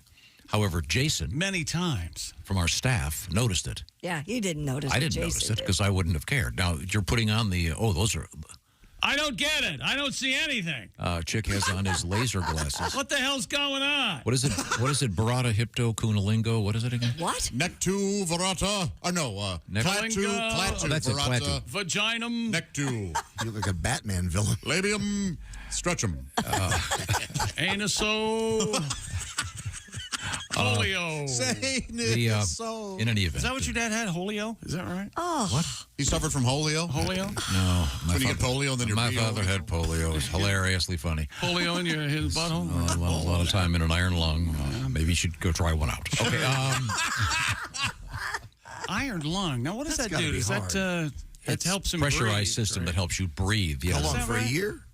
I don't know how long he was in. I'll have to ask my sister. She'll probably remember. 6 months. But you didn't know your father at the time he was in the. No, he was 21 or 2 years old. Oh, boy. No. Christy Lee is at the news. How old was he when you were born? Yeah. Answer the question. Are you really a Griswold? Hang on a second.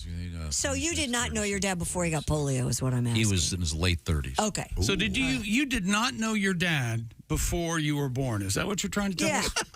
What a weirdo. Good Lord. Yes, that's correct. No. What about your mom? I didn't know her before I was born either. Son of a gun. I mean, you kind of knew your dad before you were born. That's weird. Swimming around one of his nuts. There in the ball sack. That's how it happens. Really? Look at me, boy. No. Look at me, boy. No, you're out at the end. You're out at the end of the walking the plank, if you will. Fix it.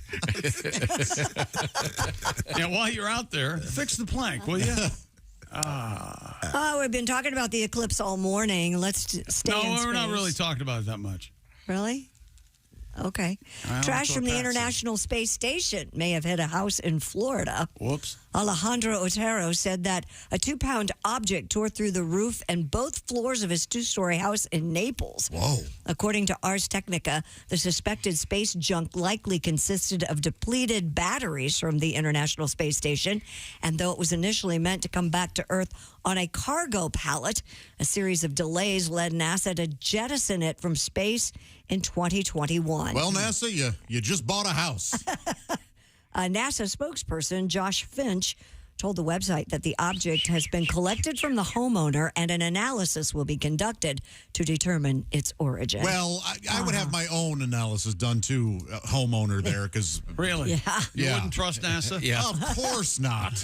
It's not ours. Oh, I'll take your word for it. Otero said he's waiting for communication from the responsible agencies to resolve the cost of damages to his home. I believe This should be one of those farmers insurance commercials. Bum, bum, bum, bum, bum. I'm going to have to put this pen to paper. So far, you don't trust airlines or NASA. Is that correct? Anything that flies. Anything that flies. Okay. Falling space debris, by the way, has never killed anyone. So far. Well, but they're why would they live to tell the tale. And the annual risk of an individual human being being injured by space debris is less than 1 in 100 billion. But there's still a risk. Man, 2 pounds coming from outer space would mess you up. Yeah, yes. Well, it went through 2 damn floors of his house. Yeah. The roof and then 2 Did you ever see the picture of that woman online that got hit by a meteor, like back in the 50s, and hit her on the hip, and her hip is like black and bruised? It's hideous. Wouldn't it go right through you? That's what the picture said. Man, how did it not tear her in half? And right after 6 months, it took her to heal, and then she played violin beautifully after that. And had never played before? Had never of course. played. That's a lightning strike. That's really something. No, it's a meteor strike. I'm pretty sure. Piano. I wonder, in all seriousness, I wonder if your homeowner's insurance Would cover that?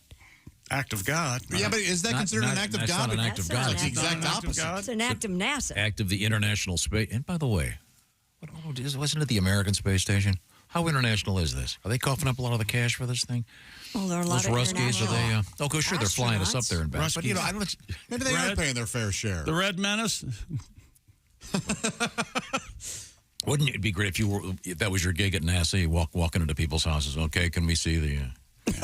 So-called... then you get I'm here at 417 Oak Ridge Lane. Yeah. Operation Bullseye. Yeah, we got it. Yeah. There's some guy that looks like Tommy Lee Jones, and he takes out that clicker. Yeah. Would you look here, please? No, we watched Asteroid City last night. Have you seen that movie? I the haven't. Wes Anderson film? I have not seen that. I think you might enjoy it. It was kind of on this vein, actually. So you got a asteroid song? We're going to have to, a little update. We're going to have to, I guess. Well, this is a fun one, isn't it? Look up in the sky, oh, there's a little blip. Oh! Asteroid came down, broke my hip. Oh, a meteorite.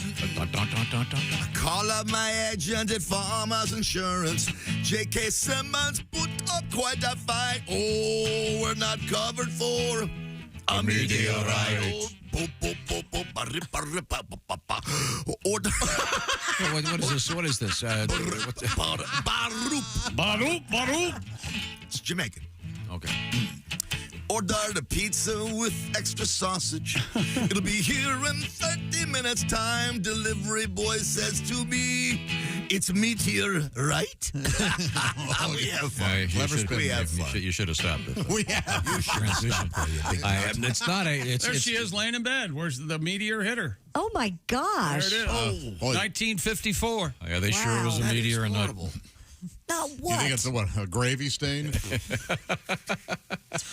She likes a meteor. I mean, it looks like she can take a meteor. Yeah. Oh yeah. Oh, she's meteor, all right. That's a corn-fed. That's a homegrown woman there. Yeah. She knows her. Better. She was in with a shovel by Jethro. Well, check out the doctor there. That guy has more blood on his hands. Oh, look at him. How does a meteorite hit you on the side, though? I mean, maybe she was sunning. Maybe she was. You tell him it was a meteor hit you. You tell him it was a meteor, or it'll be worse next time. Okay, coming up we have. I don't know who this guy is. Coming up, we have people being forced to abandon a national monument. We'll find out about that. Is it Mount Rushmore? Nope. No, it's Washington Monument. Casa Grande, the world's largest the big house. The big house. Yeah. Prison? Yeah, right now, speaking of houses. Simply Safe is the design-it-yourself, do-it-yourself home security system. And Simply Safe named Best Home Security System for 2024 by U.S. News & World Report. Will it protect us from the aliens that will surely show up during the eclipse today? Absolutely. Okay. You'll be able to see them with your cameras if you got them positioned right. Hey, look, there's an alien ringing my doorbell. Newsweek awarded its best customer service in home security to Simply Safe. Sensors detect break-ins, aliens, fires, floods, indoor and outdoor cameras to keep watch day and night. Those are high-def cameras, baby, and backed by 24/7 professional monitoring for less than $1 a day. And Simply Safe professional monitoring agents can even help stop crime in real time by speaking to intruders through the wireless indoor camera, warning them that they're being recorded, and police are on the way. And no contact and a 60-day money-back guarantee. Try Simply Safe risk-free. And if you don't love it, send the system back for a full refund. Never a contract. Simply Safe has given us and many Bob and Tom Show listeners real peace of mind. 20% off now, any new Simply Safe system. When you sign up for Fast Protect monitoring, that's simplysafetom.com. We wanted to give her $1 for what if there's no safe like Simply Safe? It's not actually an eclipse today. They're just telling us it is, and what they've done is they've tracked the trajectory of an alien spaceship that's going to go in front of the sun. And they're just saying, hey, we got to tell people there's an eclipse because they're going to notice this. I think that's what's happening. Why are you still playing? Oh, sorry. Okay.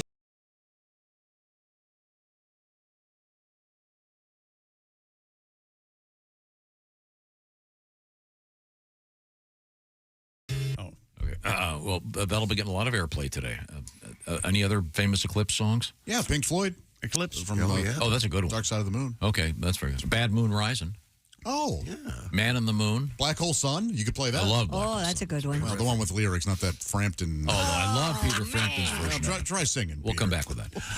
This is the Bob and Tom Show. Hello, this is comedian John Evans, the High Plains Thrifter, and you're listening to Bob and Tom Radio. And a good morning to all of you.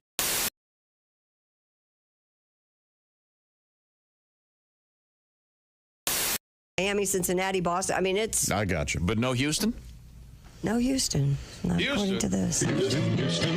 Hello there, Houston. Hello there, Houston. Whatever. But he wants me to stop this. Don't do that. That's irritating.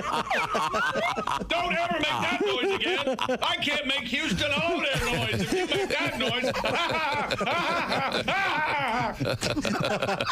No, yeah.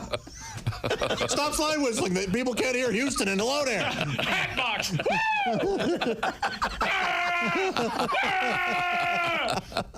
We're watching a show breakdown. Nervous breakdown. June 21st, By the show. 2018. June 21st, 2018. Houston. Hello there, Houston. Hello there. Houston. I wish we did all of a team of men in white scrubs come in and drag you off while you're just Houston. Hello there. We're going viral. Tighten up. Breaking away. Yeah, and then they inject you. They inject you with something. 1936. Beatles. Ed Sullivan. John Kennedy. As they inject you, it's Houston. Houston. Oh, yeah. Happy summer solstice, everyone. Longest day of the year. Oh, my stomach hurts.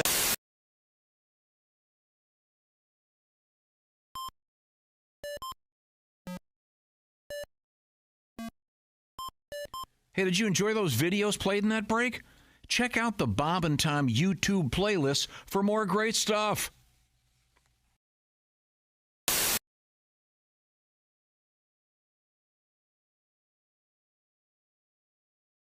Hey, it's Josh Arnold with a food recommendation for you.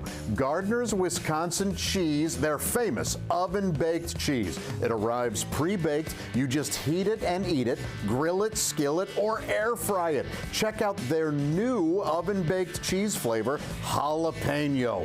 Ooey, gooey, spicy cheese. It's sure to tickle your taste buds with real jalapeno flavor and heat. Perfect for game day parties or any time. Excuse me, are you serious with this? I mean, why are you doing this? Me is right here. I could easily be doing this. We don't need you, man. Look, there's only room for one of us. That's Gardner's Wisconsin cheese, jalapeno flavored oven baked cheese. It's now available in Gardner's oven baked bundle package. So try all the great flavors. Receive free cold pack shipping and free cheese curds when you spend $59 or more at Gardner'sWisconsinCheese.com. Click the link below and tell them your pal Josh, me, the real Josh, from the Bob and Tom Show sent you.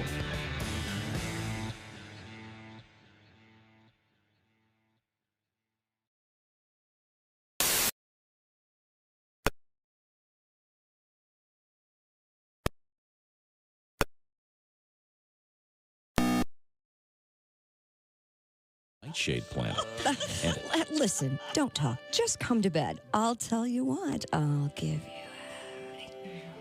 You know, it's odd that people call it that. There's actually no blowing involved.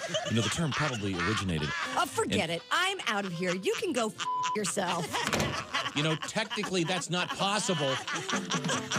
This has been the guy who would rather nitpick than have sex.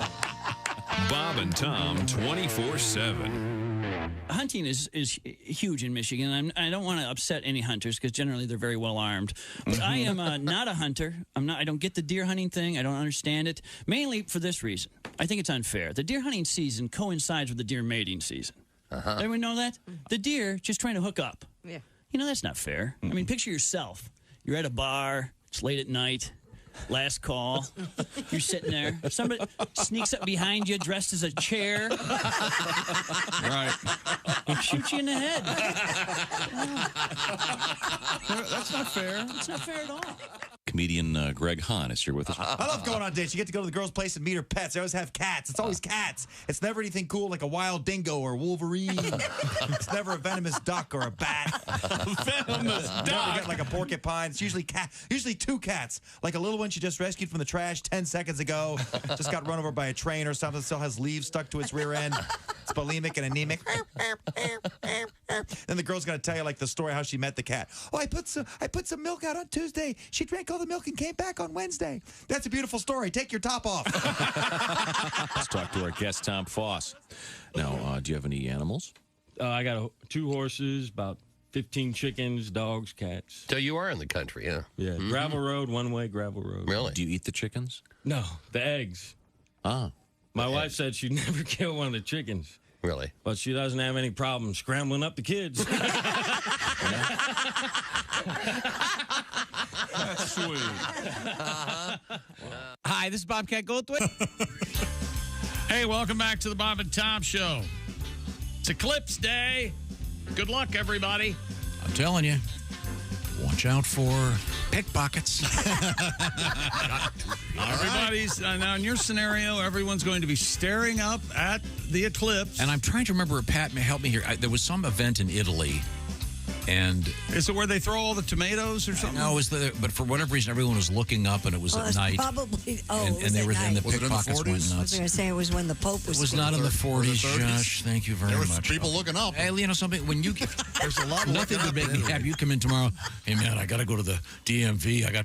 My pocket got picked during the eclipse. I'd really have to decide if I got pickpocketed during the eclipse, if I actually told him or not. Oh, I wouldn't. You wouldn't be able to.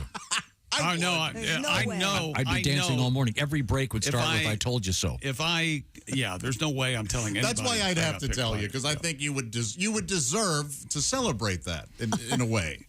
By the way, this is the end of my sideburns. Oh, really? Oh, were you? She's told you can't wear them The girls anymore. got back, and they were voted down.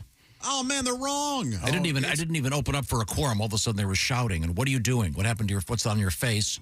They were only gone a week. But they're not that. Oh. They're Holy good. Wait a Hell. minute. Wait a minute. I had noticed that. Wait a minute. Get out from behind They're your going mic. underneath your ears. They frame your face nicely. It looks good. They are good. They're perfect. Good. You yes. can't. Gives you a more angular jaw. Listen to me. Okay? This is your Independence Day. Yes.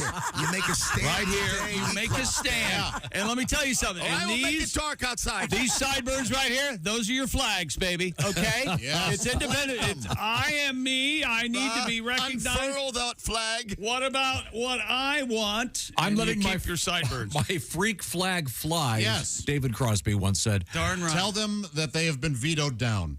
Yes, you have veto power. You veto. No. I'm talking about an 11-year-old. You know what? Tell them My little girl goes, Daddy, what are you doing? So you're letting one little 11-year-old girl tell you what to do. She's adorable. Well, she's sweet. And she's Well, of course she's in sweet. charge and everything else. So I think I'm trimming the beard this week. I was on a 4-way FaceTime with my brothers yesterday. You had a 4-way with your brothers? That's creepy weird. My brothers really laid into me about it. what's wrong with it? Is it the white part on the chin? Or They is made fun of that. That's yes. great, though. There was a couple pictures of you signing after the show in Charleston on Friday, and it did. I was like, what the hell is that? Oh, my God, that's his beard. It really does show up. It looks cool. A lot of jokes, funnel cakes, John, that kind of thing. Yeah, Any homeless? Oh, yeah. If I was done building my time machine, because I look so insane. Yeah. So are you going to get it professionally trimmed? No, I'm going to do it myself. Yeah. With scissors? Whoops. I don't think I'll have to use scissors. I've got pretty good trimmers. So. Oh, they have that little guard on them? Yeah. Now, let me ask you this. Do you use these on your nether regions as well? I have separate trimmers for that are solely for that. What's the distinction? They're made for that area. They're made for the pubic region? Yeah. You know, the pubic, that's super thin skin down there. Yeah. And you can cut yourself to where you're bleeding. Yeah, absolutely. I did it plenty of times. So this trimmer has like an apparatus, a plastic thing that you stick on the end of it to... Yeah. Now, what are you going to set it on? Like crew cut? Or Fire hot. Like a 3? For the beard? Yeah. I don't know. It's brand new. I was gifted one. I normally go 3 to 5 for my beard. Now, what do you go in the pubic region? 3 to 5, same thing. So they match? Yeah. Is your pubic region as tight as that? As gray as my face? No. Wait a minute. Hang on a second. Tight as my face? Tight as that's. Yeah, you mean high and tight? It's high and tight. His beard is I see. close shave. Is it as gray? Do you have a distinguished looking sack? I don't have any. Well, there's a couple gray hairs, but there's not like on my face or my head. And do you just do a traditional cut, or do you do something exotic like a Fu Man pube? Fu Man pube. Right now, because of these celestial events that we're experiencing, I have a lightning bolt. Did a Van Dyck over top of my. I call it a Dyke Van Dyck. Is that what you I said? call it the Van Dyck. That's right. The Van Dyke. No, Van Dyck. You now, Josh. Style yours. Would you like me to get? I could get a professional in here to do the beard for you if you'd like to do it on the air. That's not a bad idea. Yeah, I'd be fine with that. Okay. Well, who would you get? Well, there's actually some legal issues, what? right? In this, I think there are. In this state, you can't cut a beard unless you have a different type of. Right. I know you have a barber's it seems license. insane, but that's a fair offer. But that sounds like a hassle. You we don't can need do to it. do that. Yeah, no, You've done I it appreciate before, it. right? I'll trim your beard. I've never. In fact, I may go. Maybe I should go to one of those places and get a straight shave. I've never had one of those. Oh, with a strop. But we always get real mean email when I shave completely. But you're only going to get. the part that you'd shave completely is just sort of from your, like, 2 inches of your neck. I'd go ahead and just hit the reset. Shave the whole thing off? Hit the reset button, yeah. Oh, don't do that. Yeah, see, that's the reaction that most people have when I shave out all Well, who's going to do your sideburns? I don't know. You could do that yourself easily. Are those as long as they've ever been? And yeah. I didn't know they curled around the back of your ear. I, for one, am not mocking you. I think they look genuinely good. You need to like widen out the bottom, like Neil Young, man. That would look That'd be a look. Badass. Am I right? Rock and roll look, yeah. Okay, well, we'll see. Yeah. All right. Well, now. Remember, today, Independence Day. Okay. Very good. And a soul spot right now. This is you. Christy Lee is right there. Soul patch. A Southern California man was arrested on suspicion of smuggling refrigerants into the U.S. Michael Hart smuggled the ozone-depleting chemicals across the border from Mexico, concealed under a tarp in his vehicle. Like chlorofluorocarbons? He then posted them for sale on the internet. Federal prosecutors say he's the first person in the U.S.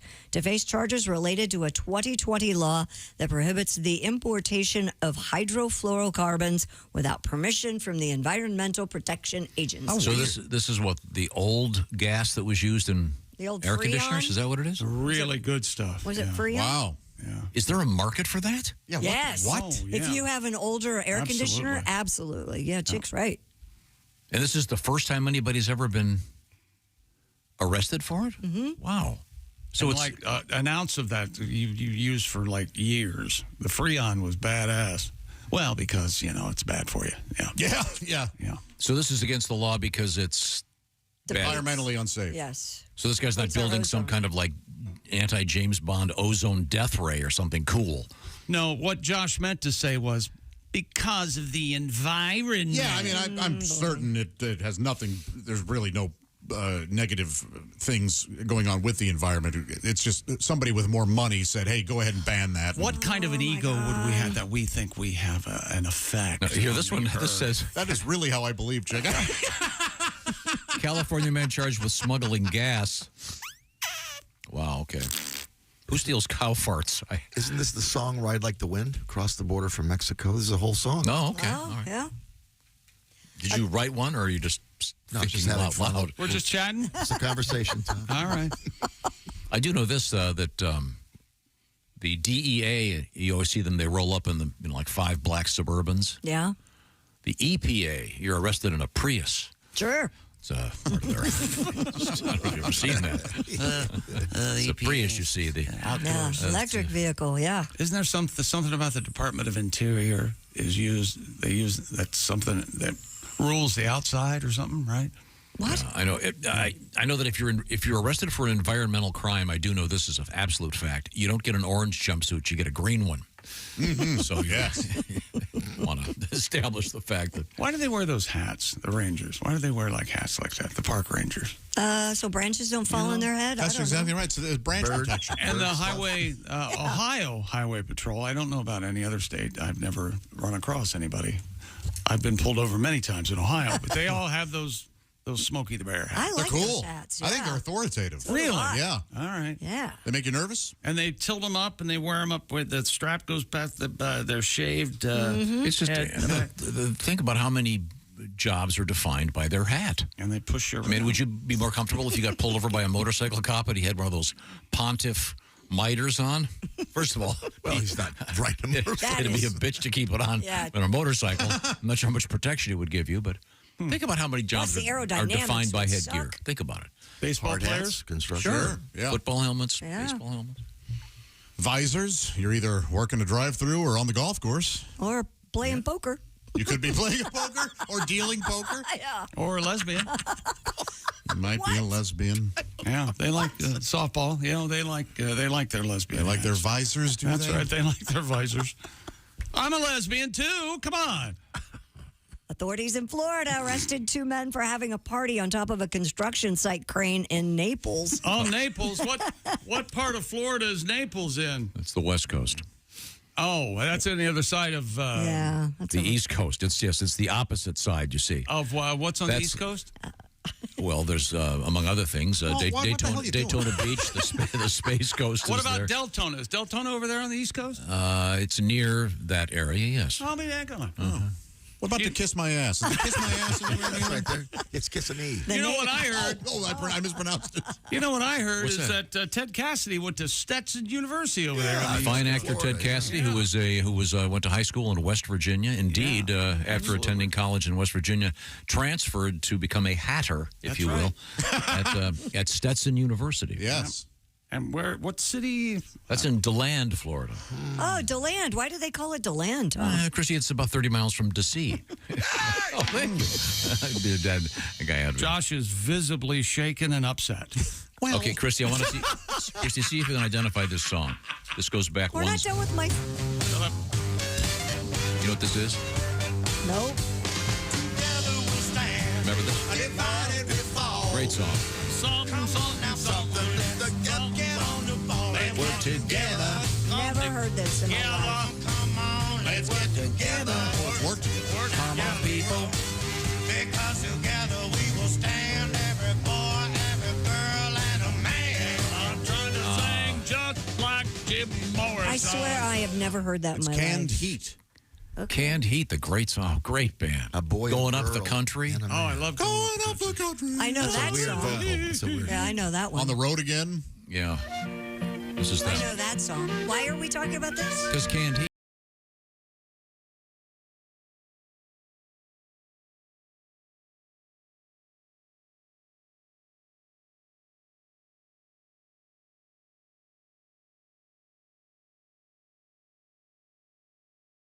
Scares me when the drums start. It's just like da da da da.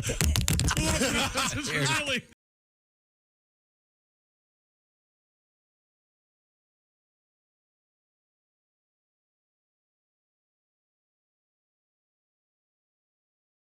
Holy hell! A great boogie woogie We band. didn't have canned or heat in the last story at all. That's what he heard. You said you had the guys stealing fluorocarbons. What did he put That's them in? got nothing to do with heat. It has to do with the air conditioning. Freon. It's the same thing. He had it in the back. It makes it cold. He had it in the back of his truck. So He didn't have it up his butt. Let's not act shocked that a reference Tom's making is tenuous. This is. We are acting unbelievably. This is what he surprised. What was the Freon in? They were just in the back of Just his say cans. truck. Come on, They're in Christy. cans. See, they were in cans. I told you. So it's Canned Heat. Isn't Canned Heat Sterno? Isn't that what that's called? Yeah. Sure, yeah. Okay. There's nothing about cans in this Well, it had to story. be. You can't be. It Could have been in a bottle. Had We to be don't in know. tanks of some sort. Well, it's not a can. And by the way, thank you for reading that story. Yeah. Thanks for nothing. Yeah. Huh? Can we get back We to don't know what Naples? it's cans. I think that's an overlooked band. I think. That a girl, Spider. That a girl. Canned Heat. Do yourself a favor with it. Get into some Canned Heat. They're fantastic. I'm good busy stuff. today. I'll look into it tomorrow. It'll take 20 minutes. There are only 3 songs for today. They've got more than 3 songs. They really do have some great. Who was in Canned Heat? Boogie Woogie Blues stuff. I believe. I'm sorry to say. I believe. Lester Maddox? No, that would. Hoagie Carmichael. Hoagie Carmichael. Oh my! I just got a text. They have moved the Eclipse up to right now. Can you believe that? Tom, can we open a window? Come on. At least open a window. It's going on right now, folks. Oh, jeez. Do you think anyone will be stupid enough to pull their car over and want to look up at the Eclipse? Yes. Yes. They think that people are going to stop on the interstates. Don't do that. Yeah. Really? Yeah. Well, I see you pulling something like that. No, I've got my glasses ready. The girls are ready. We have a nice, Are you simple making afternoon. a moon cake? Yeah. And then, by the way, if you want to take pictures of it, there's a whole all over the internet are the directions. So it's tricky. And also, don't bother. We'll have plenty of professional photos everywhere. I went to like 3 different places to find moon pies, and they were sold out. Oh. What about sun chips? Were those cream sold out? pies? I didn't look for sun chips.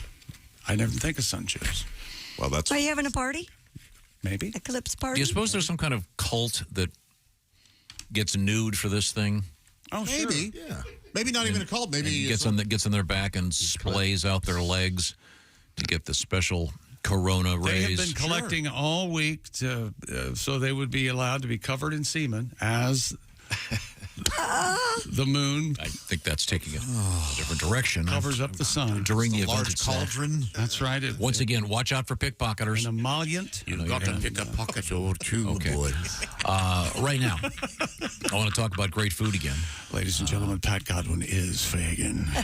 During the eclipse, one thing counts in their wallets. Large amounts. I'm afraid money don't grow on trees. You've got to pick a pocket or two, boys. Thank you very much, Fagin. Right now, You're welcome. I wanted to remind you that you can enjoy the taste of the spring season. A whole bunch of new stuff from HelloFresh. The box arrives with farm-fresh produce and, of course, all the rest of the ingredients for some cool recipes. In fact, they've got something happening right now with that'll give you, put it this way, less time in the kitchen. Ready in 20 recipes. You pick from a rotating menu of 20 satisfying options every week. Once again, ready in 20. So you're going to whip them up quickly, not waste a lot of time. Of course, you don't have to waste any time going to the grocery store. They've done the shopping. They've done the measuring. You put it together. You get out of your recipe rut and take some amazing meals with great food. Christy, what are you working on? This is called miso peach chicken with ginger rice and green beans. Who would think to put a peach sauce on chicken? Well, they've done it at HelloFresh, and it'll only take you 30 minutes from prep to table, and it looks absolutely delicious. And it's protein and calorie smart. All right. They do have a lot of calorie smart and a lot of really healthy stuff, of course. They've also got good old-fashioned comfort food. Take your pick by going to HelloFresh.com/BTS How Sweet. That's right. The new code is BTS How Sweet. Why? Because we're talking about a free dessert for life as long as you keep your subscription active to HelloFresh. HelloFresh.com/BTS How Sweet. That's one free dessert item in every HelloFresh box with an active subscription. HelloFresh.com/BTS How Sweet. Now, when we come back, we're going to get educated. That's right. That's right. This is the Bob and Tom Show. Hey, thanks for listening.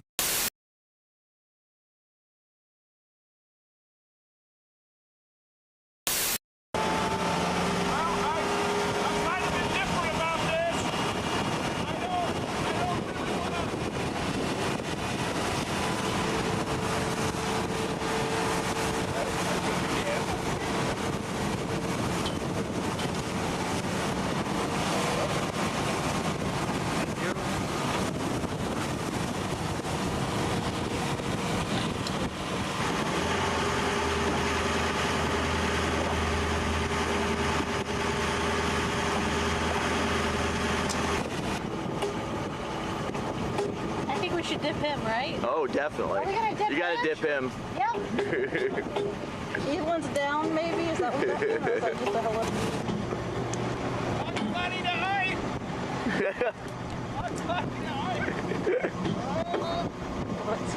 Bugs Bunny to oi. There he goes.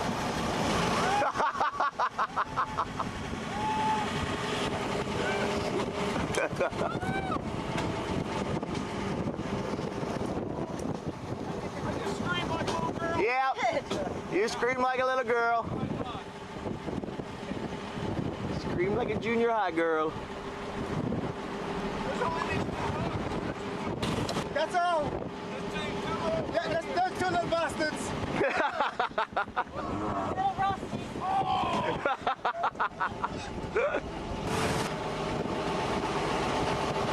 Now, before we let you in, I got a couple of questions I need answered. That was unbelievable. Thank you, my friend. That was incredible. Yay! Thank you, sir. I knew they were at the bottom of it. Well, I made it. It's really, yeah, you can't stop staring at those two little. There's two hooks. And that's, so you want to hang on to something. Ow. Oh, back. Oh, hey, Josh. What's wrong? My back is sore, my legs. What's in your shoe? Nothing. I mean, here, look, nothing. Joshua, you have to have proper support. Orange insoles. Orange insoles, you say? Yeah, look. Yeah, I see them. Look at this. They're great. Yeah. Orange insoles. I'll give them a shot. Great. See you later, buddy. Give it a...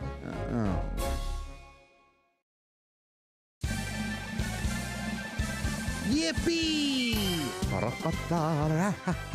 I can mow and dance while I do it. Ha! No more pain. Thank you, Orange Insoles.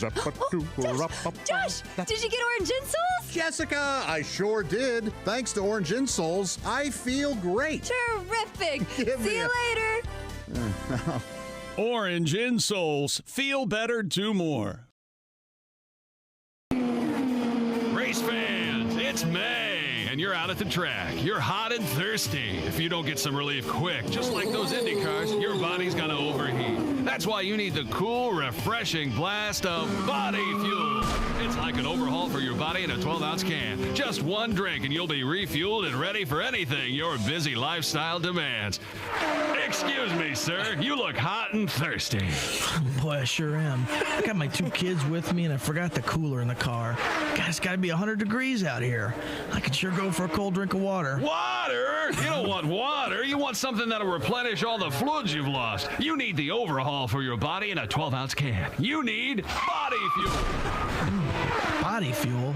I never heard of it. That's because it's new. Here, try it. Jesus! This tastes like motor oil. Well, there is some motor oil in there. There's some transmission fluid, gasoline, and even a little engine coolant. Engine coolant? Hey, I can't see. Well, of course you can't see. That's the power of body on your system, making it just like brand new. What do you think of body fuel? Are you trying to kill me? Hey, what's that fizzing noise? That's a little battery amp. It'll keep your body running smooth and efficient. How do you like the sporty racing look of the package?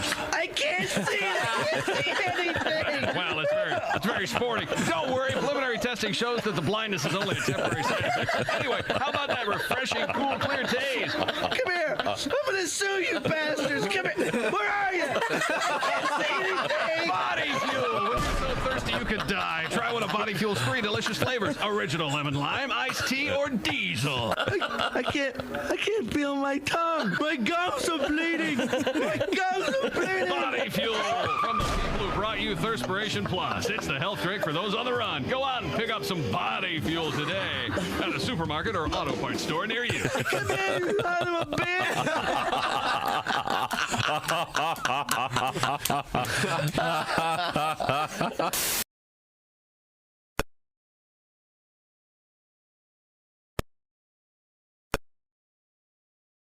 Passed in the Senate. It's on its way. Because to the apparently General these balloons cause massive power outages. I can see it's an important, serious business. Mm-hmm. But when in the course of learning about this, we found out there actually is a group called the Balloon Council. Yeah. This is someone's job, someone's life. They have to take it seriously. I'm sure there are a lot of issues with balloons. Oh, I'm sure. Nothing to laugh at. Oh, yeah. It's a serious organization. Oh, absolutely. Dear Bob and Tom, writes Gary.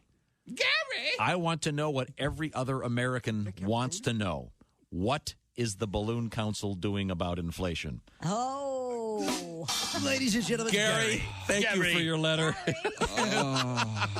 Eyebrow dandruff, that's Yeah. disgusting. Is that a thing? I'm not proud of it. Why would you bring that up on the air? I didn't. It was Christy did. It was said in confidence off the air. Yeah. Don't ever say eyebrow dandruff in front of a potential lover. Oh, no. Hey, look, ladies, if I'm on top, you might get sprinkled on. Well, let it snow. If you're on top, I'll just let everybody else finish that. Oh, I see. If you're on top, you got about eight seconds to live. Is that it? I wouldn't say 8. If you're on top, Godspeed to your ribs, ladies. Is that what we're getting at? Hi, this is comedian Tim Cavanaugh. I would take credit where credit is. Farting in the hallway. Hey, welcome back to the Bob and Tom Show. You know what time it is, Tom? I do. That's right. Shoe-in of the week brought to you by orangeinsoles.com. I like those guys. Christy just got a whiff of the I don't believe hallway. it. Really? Yes. It's bad. It's kind of like it's an entity. It's like it's taken a form. So I'm next. I sit next to her. All right. I can smell it right now. It's not as bad as it was, but it's faint. It's there. Are we gonna have to tomato juice our hair? I think we might. Like your puppy. Feel better, do more with Orange Insoles in your shoes. Free shipping in the United States of America at orangeinsoles.com. I like the Purdue Boilermakers to win everything outright tonight and unseat UConn as champions of the NCAA basketball world. Okay. And plus, Purdue's getting 7 this evening. God, So, I love are you taking this? Are you taking the points? Is this? Well, yeah, they're giving the points. So if I take Purdue, I get the points. Okay. Yeah. Unless you don't want, I'd be fine. They can lose by 4, though, is what you're saying, and you'd be fine. Shh, you bite your tongue. Oh, don't worry, they're going to lose by way more than 4. Christy is when once did you again. become the Obviously, I'm not. I know savant. nothing about it. Well, thank you It'll for be your interesting. pick. I root for Fun who game. you root for, Christy. Oh, is that right? Yeah. And my prediction: Tom, what's your pick? Pickpockets at the solar eclipse. They're going to be out there. Are you sure about this? There's going to be a crime wave of some Have sort. you ever been pickpocketed and not even known about it till the next day or the next No. I by a magician, I have. Not for fun. Okay. Really? You're one of those shows, and the guy who does this. Justin has a new special in Netflix. Justin Willman? Yes, he series of does. episodes. Love that guy. Look for that. He is very talented. Yeah. Now it's time for us to review history. Time now for us to review history. Today in history, April 8. Big birthday, of course, Willie G. Great show with Willie on Friday evening. We had a great time. Yes, we did. Happy birthday, Willie. Let's see who else. He shares a birthday with Ponce de Leon. I didn't think he had birthdays anymore. Well, he found the fountain of youth. See, understand. You stop having birthdays. Let's see. This is too many of these are too sad. Here, this person's still alive. Just name the sad. Robin Wright. Oh, yeah. She's very good on House of Cards. On wheels. Patricia Arquette on this date in 1968. Willie G, of course. Congratulations. Patricia Arquette is great in Severance with Adam Scott on. Is that her? Is that Patricia Arquette? Maybe it's the other Arquette. That show. Rosanna. How about this one? 1974, Hank Aaron breaks Babe Ruth's all-time home run record. 7:15, baby. That's right. And we had that great news story last week about that. Off of Al Downing of the Dodgers. Big Al Downing, who became a country music star. What? Really? Wow. Look it up. That's cool. Big Al Downing, pitcher for the Dodgers. Yeah. And do you remember the news story we had last week about Hank? I was not here. Yeah, what was the it? guy. Oh, you weren't here. It's very boring. Okay. Oh, it's great. It's about some video a guy recently had video, yeah. introduced of him walking into the stadium with Hank Meaningless. Aaron's. And Sammy Davis Jr. was in it. Christy, see, there's a lot of video of Hank hitting that important home run. Everybody's seen that video. But a guy named Charlie Russo, for years, has been hanging on to a video he has. Like a jerk. He filmed it on an 8mm camera at Atlanta Fulton County Stadium. This is worse than I remember. He captured Sammy Davis Jr. and Pearl Bailey walking into the game with Hank Aaron's family. This is worse than not even with Hank Aaron. Hank Aaron with Hank wasn't Aaron's even family. in the no, picture? it was just a waste of everyone's time. If this had been in today's world, there'd be hundreds of smartphone videos. Hey, look, there's Sammy Davis Jr. No, somebody would say there's nothing to see over there. It's just Pearl Bailey, okay, and Sammy Davis Jr. But see, it was on an 8mm, so I compared it to the Zapruder film. And then we found out that Hooker never heard of the Zapruder film. Are you aware of the Zapruder film? Yes, of course. That's the famous John F. Kennedy. And you can see Ted Cassidy as Lurch in the grassy knoll. Yes. Tie in the holding a smoking rifle. Fascinating stuff. Let's see.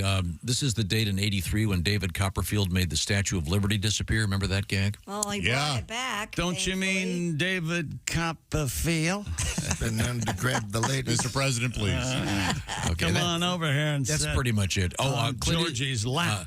In '86, Clint Eastwood, the fine actor and director, was elected mayor of Who is Carmel, California. Clint Eastwood. Oh, You know, our friend Paul Thorne just did a private concert at Clint Eastwood's house. All right. Yeah, That's he awesome. had a really cool picture of him and Clint Eastwood on social media. Yeah. Remember what Clint did when he became mayor first thing? No, what'd he do? He got rid of all the punks. Yeah, he really cleaned up the streets of punks. No more punks. Get out of here, punk. Our milk. Punk. Time now for things we free. learned. Brought to you by NHTSA. Using your phone while you're driving could kill somebody. Put the phone away or pay. Paid for by NHTSA. Total solar eclipse today, everybody. Are you all right? Are you all set? And they have moved it up to 10:15. They have not moved it. Well, everybody knows that the solar eclipse is this afternoon. They have not moved it, but I'm wondering what time the eclipse will be next year. Next year. I'm hearing May. I wonder, there'll probably be one, but it'll be somewhere else. like in the middle of the ocean or something. Yeah.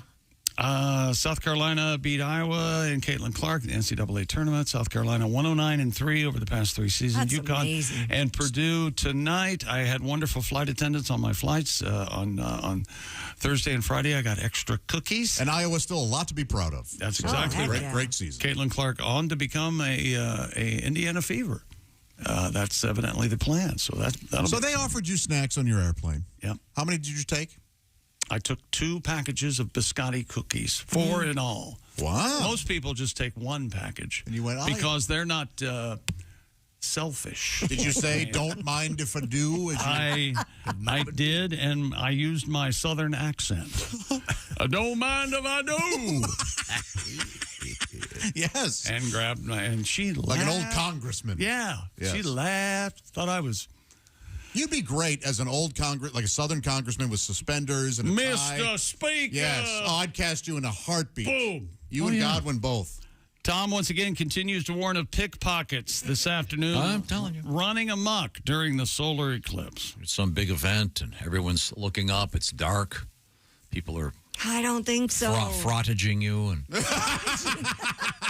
that the word? Yes. Yep. Rubbing it on you. Rubbing it on you, and then They're rubbing it on you.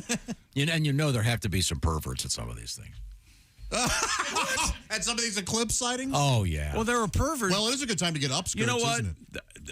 There are probably it's not very high, but there might be perverts in this room right now. Yeah, might be. Sure. I think you're on, Tom. I'm saying, look, you see, there's a huge crowd. You can Yes. get in front of them. They're all looking up. That's when you drop trowel. Watch out for pickpockets and upskirters. Yeah. They're going to be out there. I doubt that there's going to be a lot of women in skirts out there. I'm going to upskirt you. Good luck. How about up pant leg? Is that a site? Probably not much. Pant We have leg? to go. Okay, and that is us going. This is the Bob and Tom Show. Just got to get a hold of us. Call, fax, mail, or email. Get all the contact information you need at bobandtom.com. This is the Bob and Tom Show.